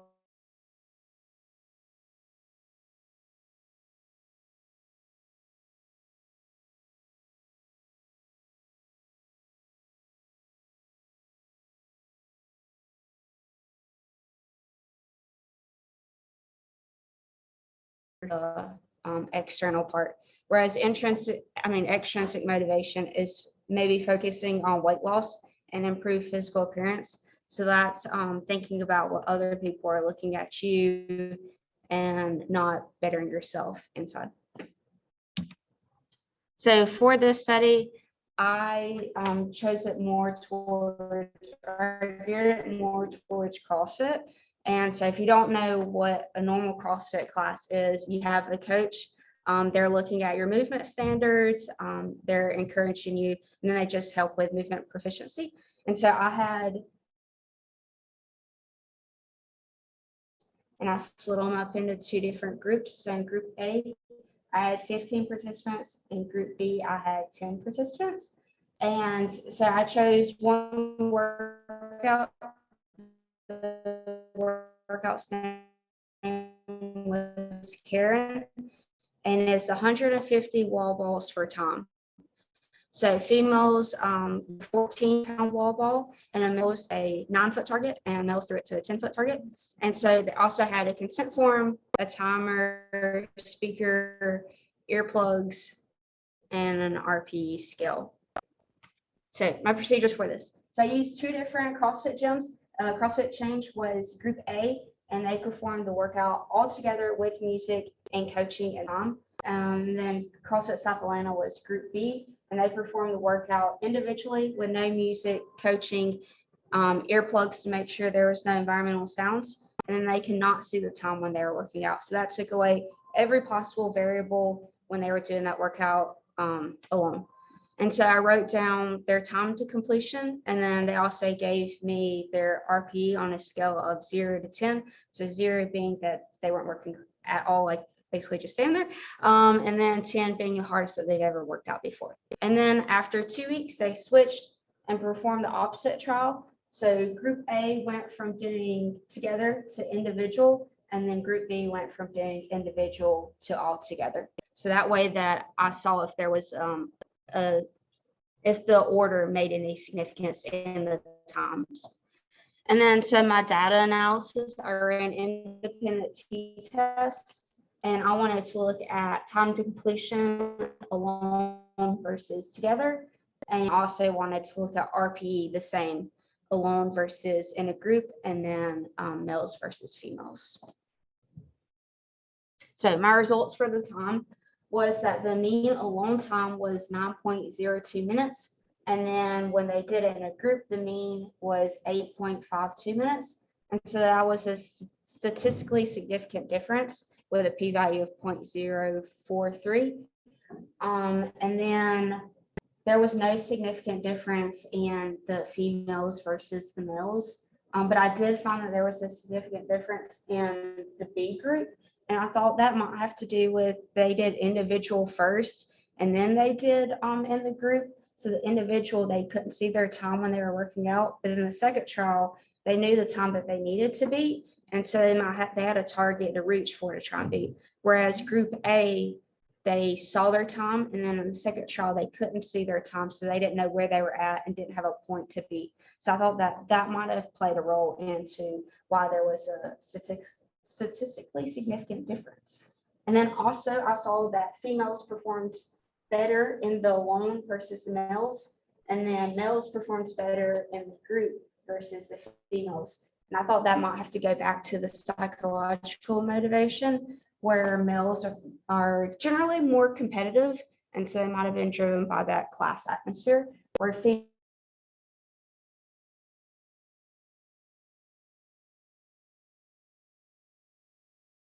motivated while they're by themselves. So RPE, I found that the mean RPE when they were alone was 7.12, and then in a group was 6.55. There wasn't a statistically significant difference in the groups or in gender, but there was a decrease in it. So you did see that they were working harder when they were alone, or they perceived themselves to be working harder than when they were in a group. And then also I noticed that females had a lower RP when they were in a group, and that might had to go back to because they had a slower time when they were in a group versus males.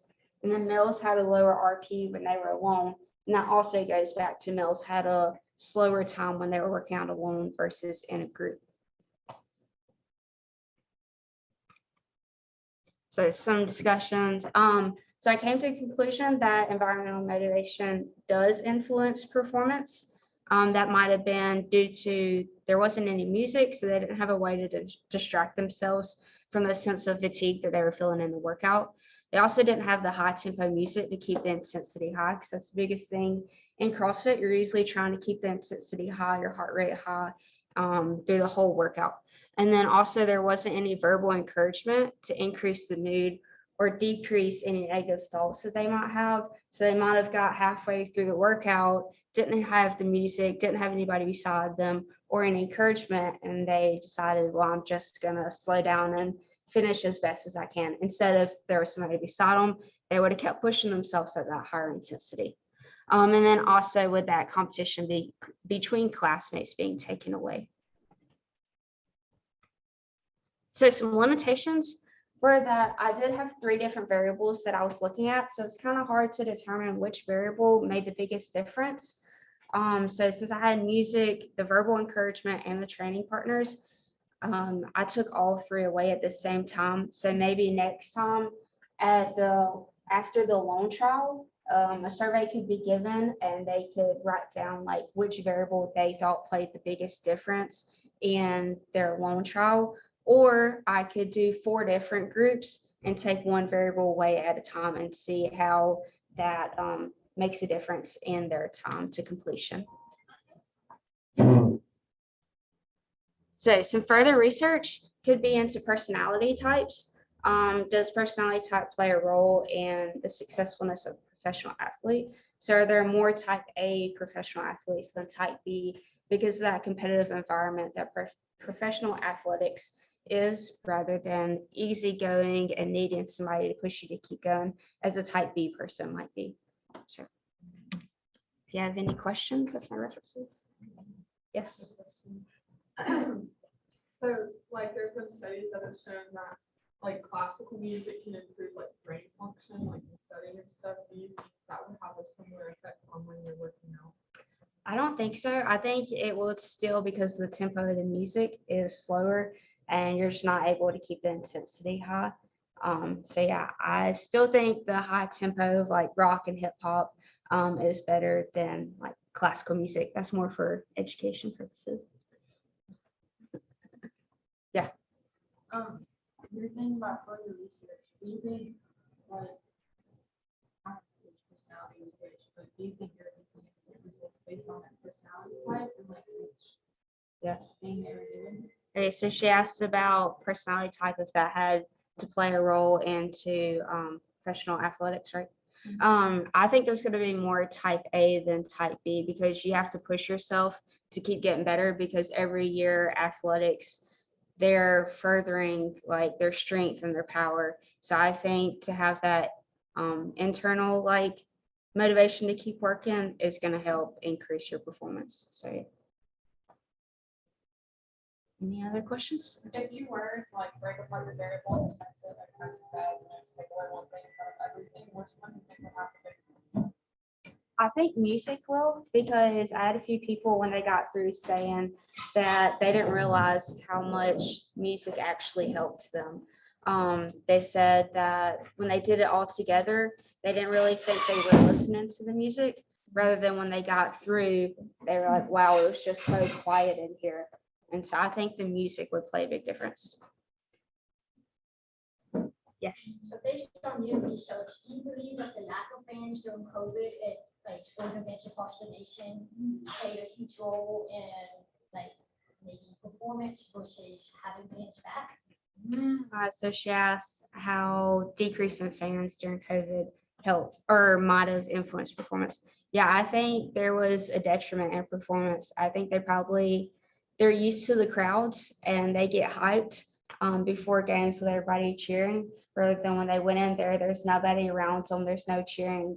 And they probably were like, why are we doing this? Like, there's not that entertainment app or entertainment environment that's usually with professional athletics. Anybody else?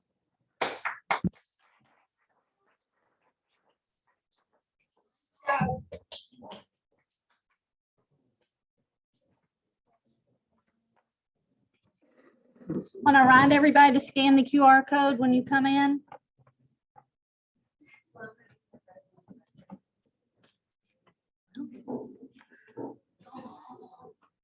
Danielle? Yes. How are you doing? Well, good. Well, take a deep breath. We're gonna share screen. I don't see it either. It didn't open.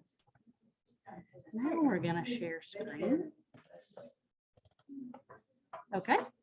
Next up is Danielle DeVerter. All right.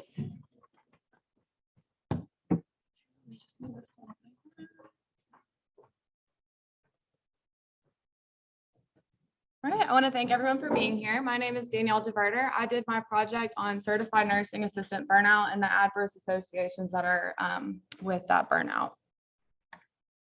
So I wanted to start off by saying that in the United States, there's almost 2 million Americans that work as a certified nursing assistant. This can be in any different environment, in any different work setting. CNAs, they really are the backbone of healthcare assistants.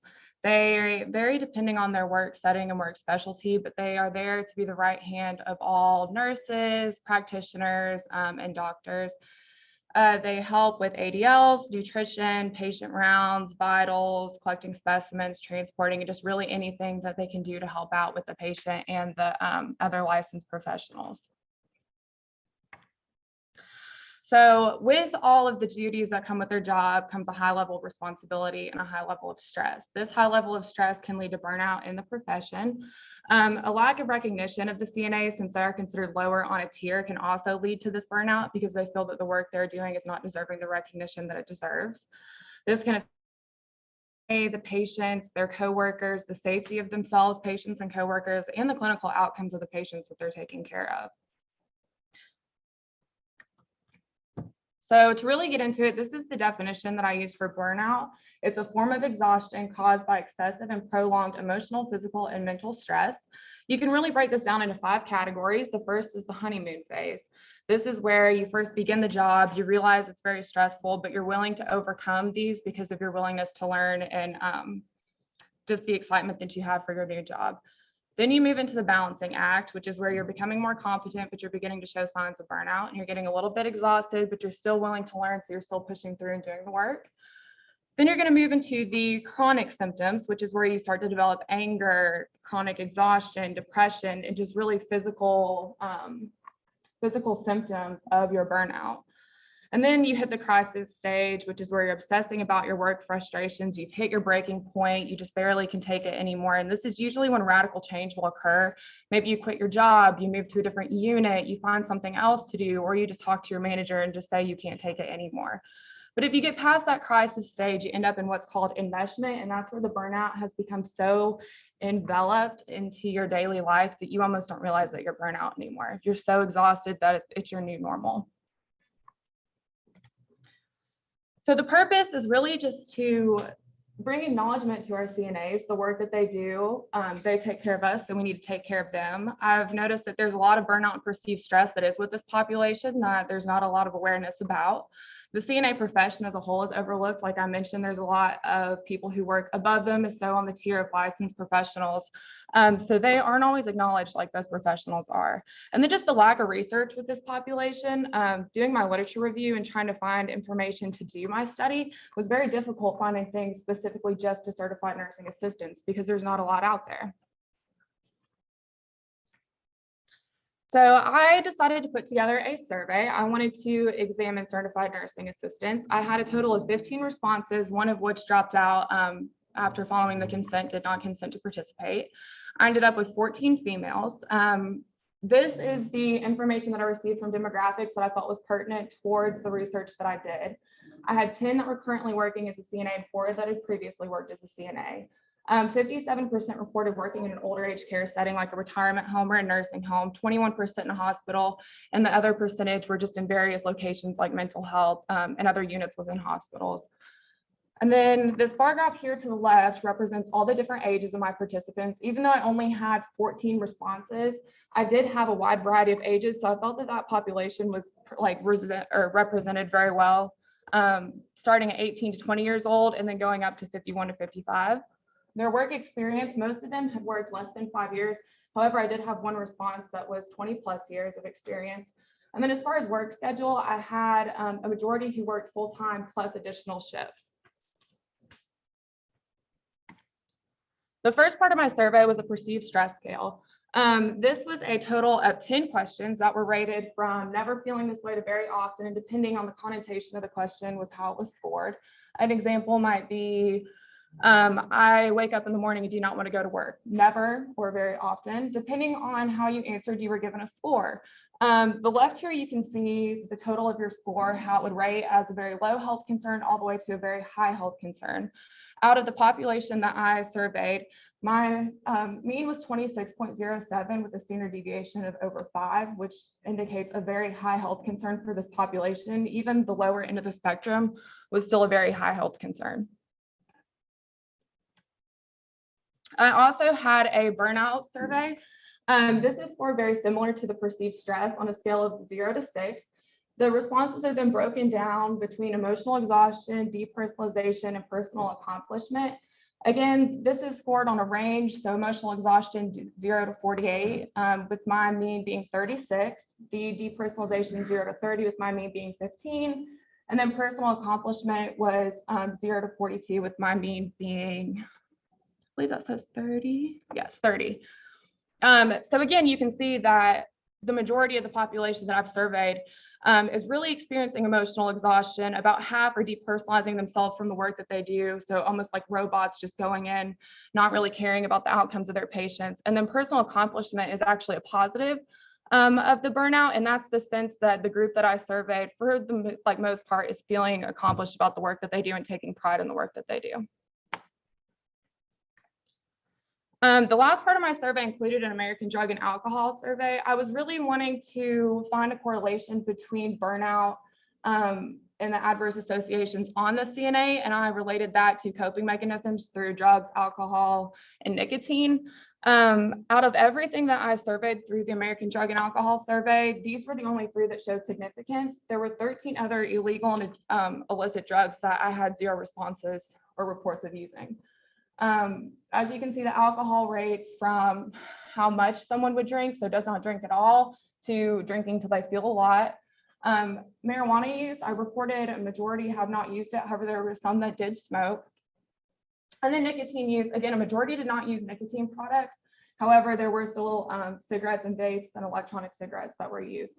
And I want to point out that just because these were reported through the population that I surveyed does not necessarily mean this is a coping mechanism.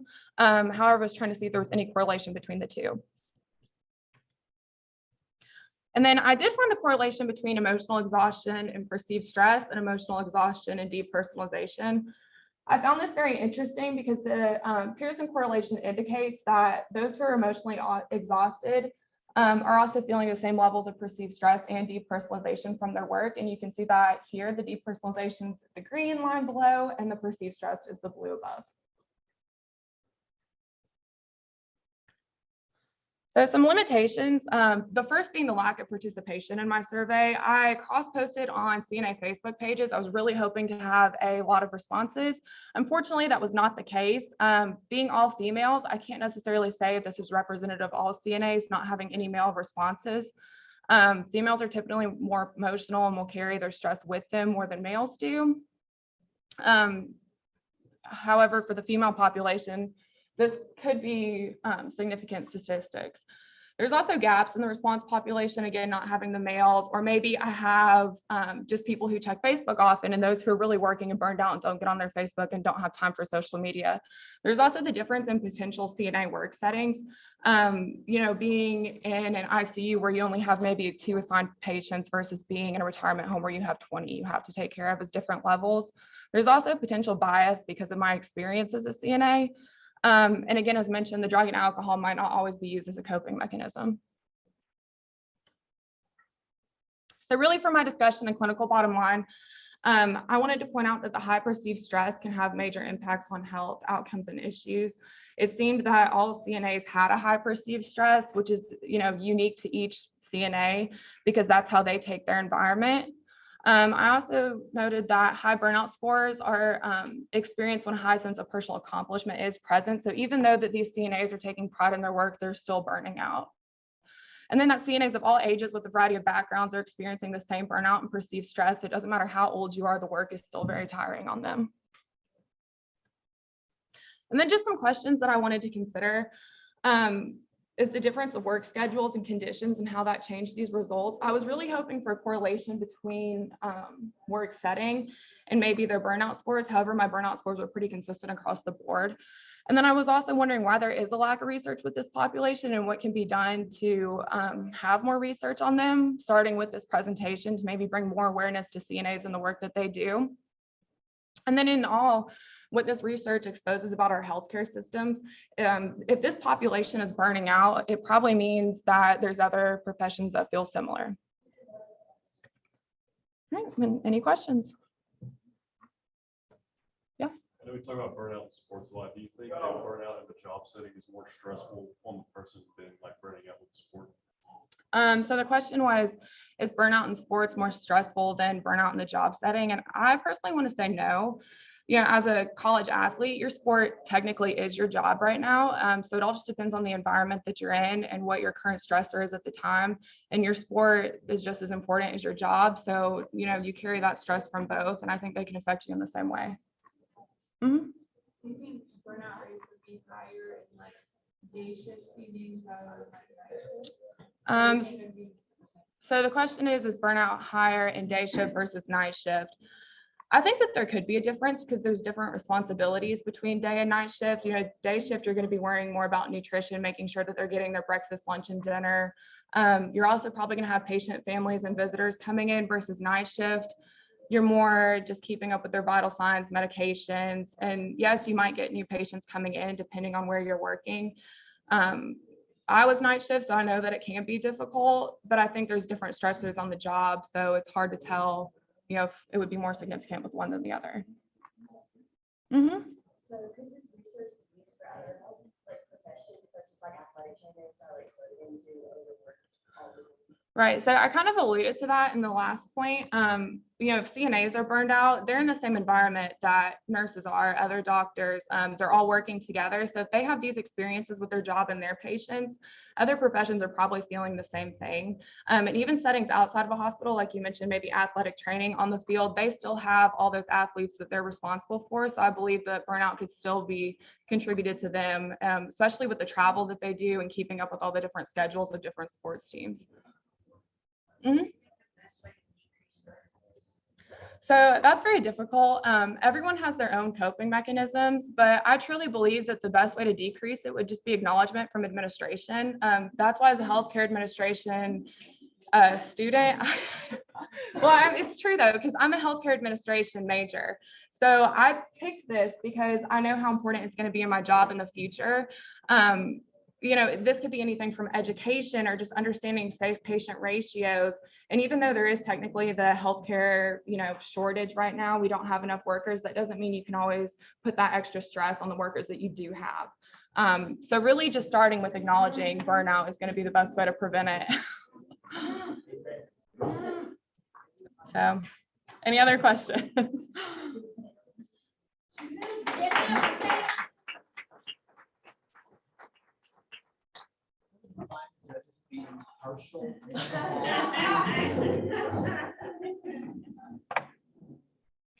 As you change rooms, remember to scan your QR code if you haven't.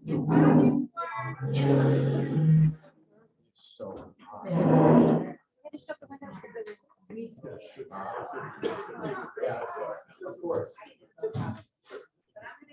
Yeah, that's pretty cool. Yeah. I'm gonna check. You know, that old life.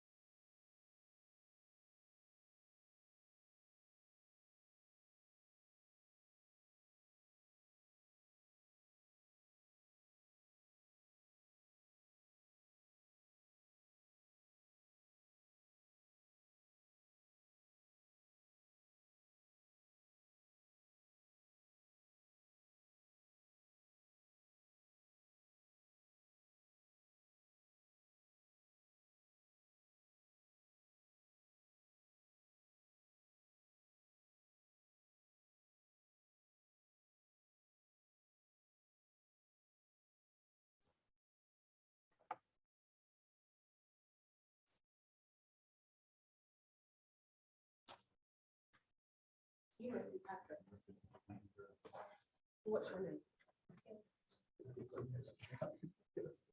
Right.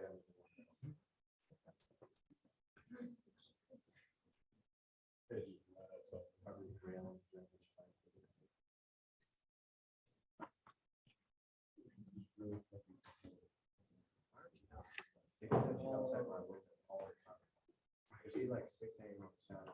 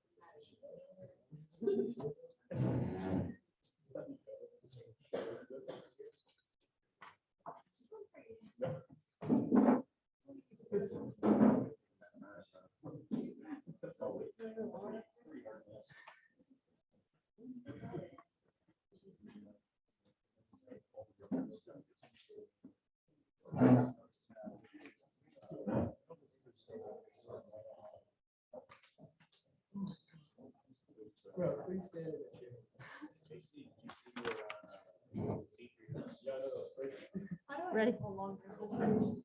15 minutes.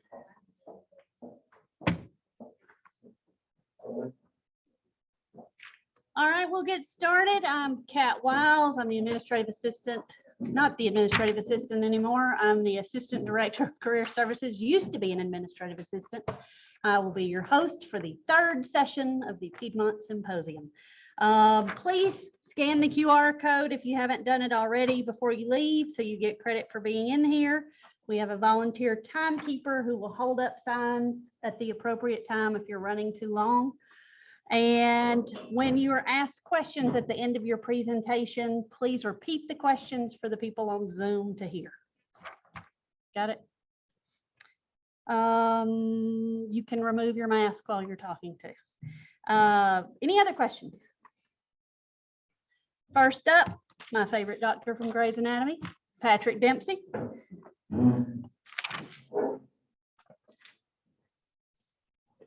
Is this you, Patrick? Come look at it. That's you. Your stuff? Okay. All righty.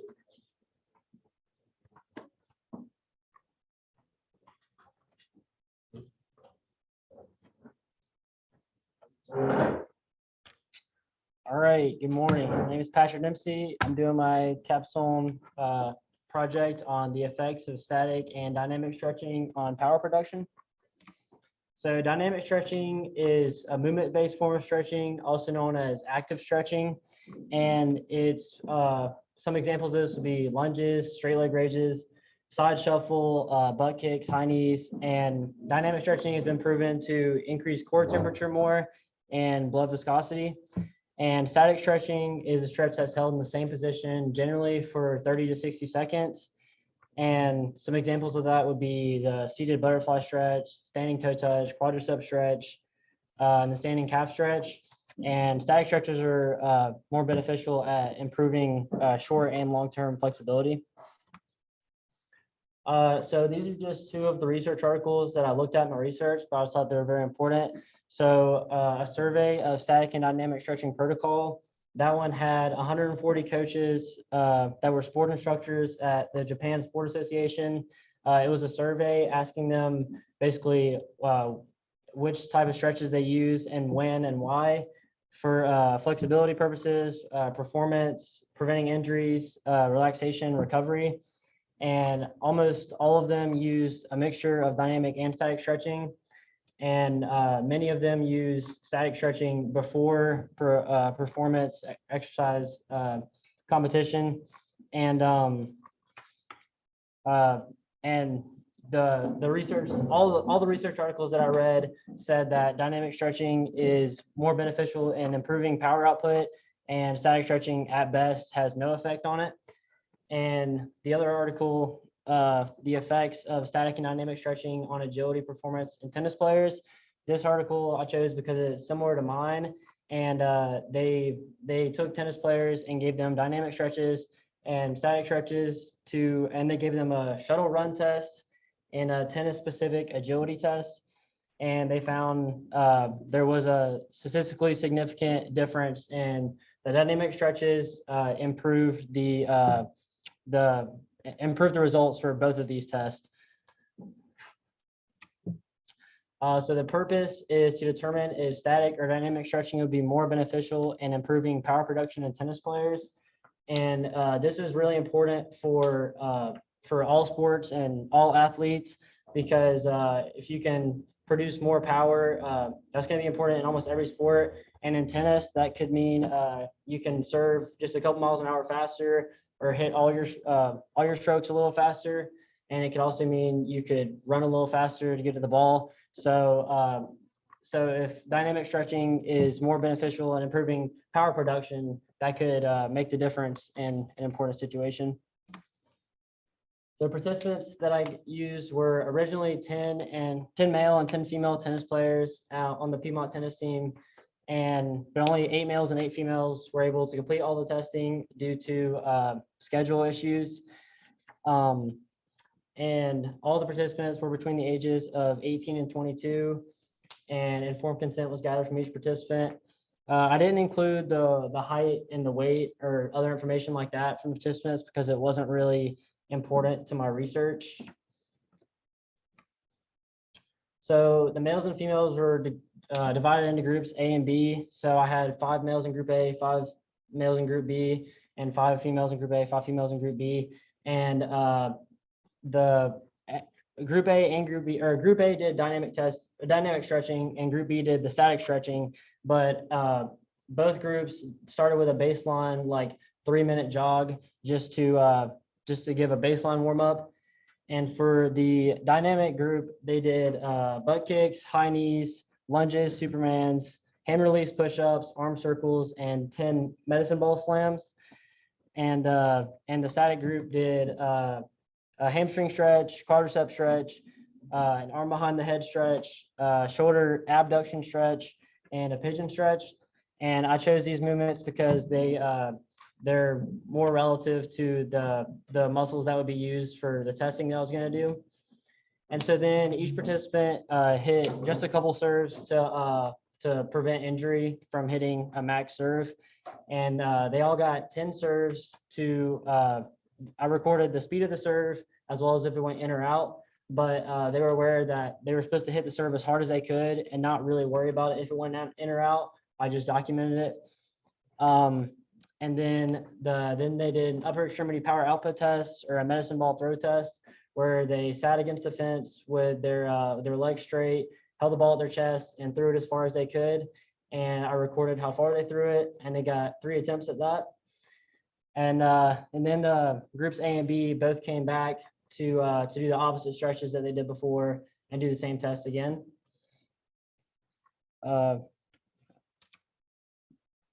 So the data collection, I didn't include which people were in group A and which people were in group B, because it shouldn't have an overall impact on the results. And so you can see I documented the static group and their 3 medicine balls attempts, and then the static group with their all 10 serve attempts, whether it went in or out, and then the dynamic group, their medicine ball throw attempts and their serve speed, and then whether that went in or out. And the medicine ball throws were recorded in inches, and the serve speeds were recorded in miles per hour. I use a pair t-test to determine the correlation between the average medicine ball throw and the average medicine ball throw between dynamic and the static group, and then the best medicine ball throw between dynamic and static group, and then the average serve speeds and the best serve speed, and the percentages of if it went in or out. So this is all just to determine the correlation between, if there was a correlation between the static and the dynamic stretching. So these were my results, and the p-value significance level that I used was 0.05. And the only significant result that I got was the dynamic group had significantly more serves that went in than the static group. But the medicine ball throw average was better for the dynamic group, and the serve speed average was better for the dynamic group. But the best medicine ball throw average was better for the static group, and the best serve speed average was better for the static group, which didn't really make much sense. But the limitations that I had, there was the radar gun that I used, there were some inaccuracies with it. And if the serve hit the net, then I probably couldn't get a reading on the radar gun, or sometimes it would be much faster because it hasn't landed yet. Or if the serve went really far back, then it would be much faster because it hasn't hit the ground. Or if it was really wide, then I probably couldn't get a reading on it either. And sometimes I would just get a really random number too. And so I wasn't able to use that as well as document if it went in or out. But I tried to get as accurate readings on it as I could. And so the testing effect is if you perform a test, then the next time you do it, you're probably gonna beat that test just because you've done it before. So to minimize that effect, that's partly why I split the groups into A and B, so that half of them, their first time doing the test were after static stretches and half of them are after dynamic stretches. And I also split them into groups A and B to minimize the time between the warm up and the test. So I only had to have 5 participants out there at one time doing it, so there wasn't as much waiting around between the stretching and the test. And then also the strings that the players had, if they had brand new strings, then they're not gonna be able to serve quite as fast as if they're older, looser strings. So I couldn't really, control that.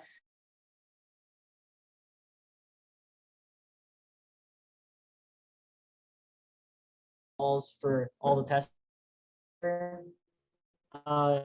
wasn't much of a factor. It was about the same throughout all the testing.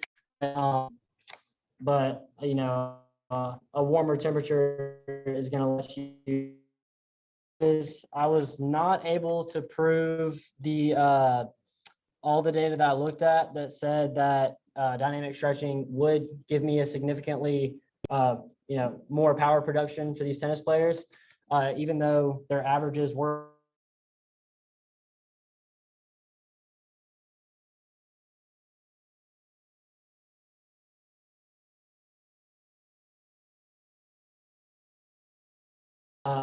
but there was a significant correlation between the dynamic stretching and whether the serves went in or out. And some of these limitations may have affected the data, and it would also have been helpful if I could have had more participants and more control. But this was really important for every sport to, if dynamic stretching is more beneficial for power production, then that's really relative information for every athlete in every sport. And I wasn't able to prove it, but the research indicates that that is the case. All right, thank you. Any questions?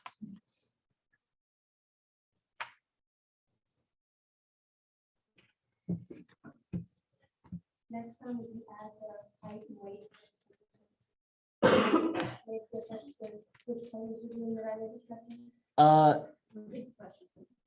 Sorry. She said next time when I add the height and weight of the participants. I still don't think that would really be relative to, because each result is relative to that person.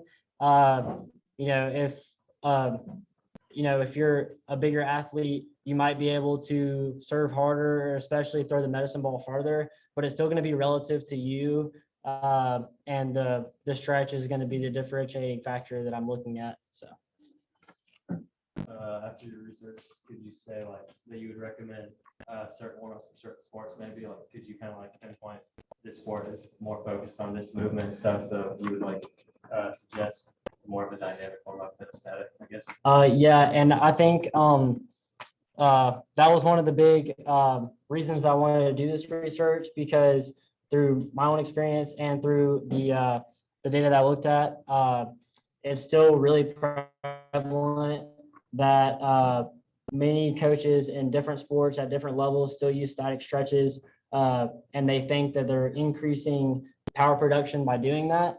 And I think a lot of the data says no. So yeah, I would say, especially for most sports, yeah, more dynamic movements before performance would be more beneficial. Dr. Matt.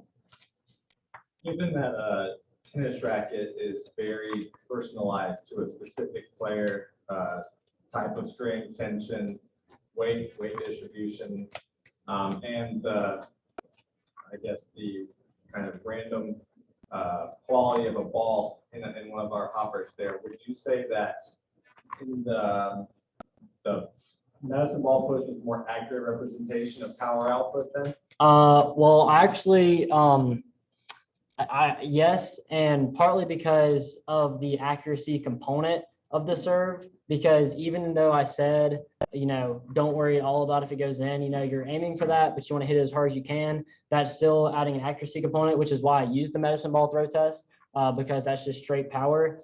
And yeah, I think you're right. All right.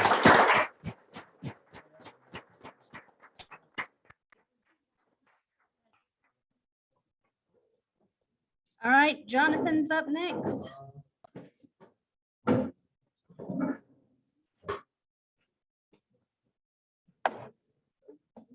Is she on top? Yes. And say, tell me how you say your last name. Oh, okay. Share you. All right. Remember to scan the QR code if you haven't scanned it.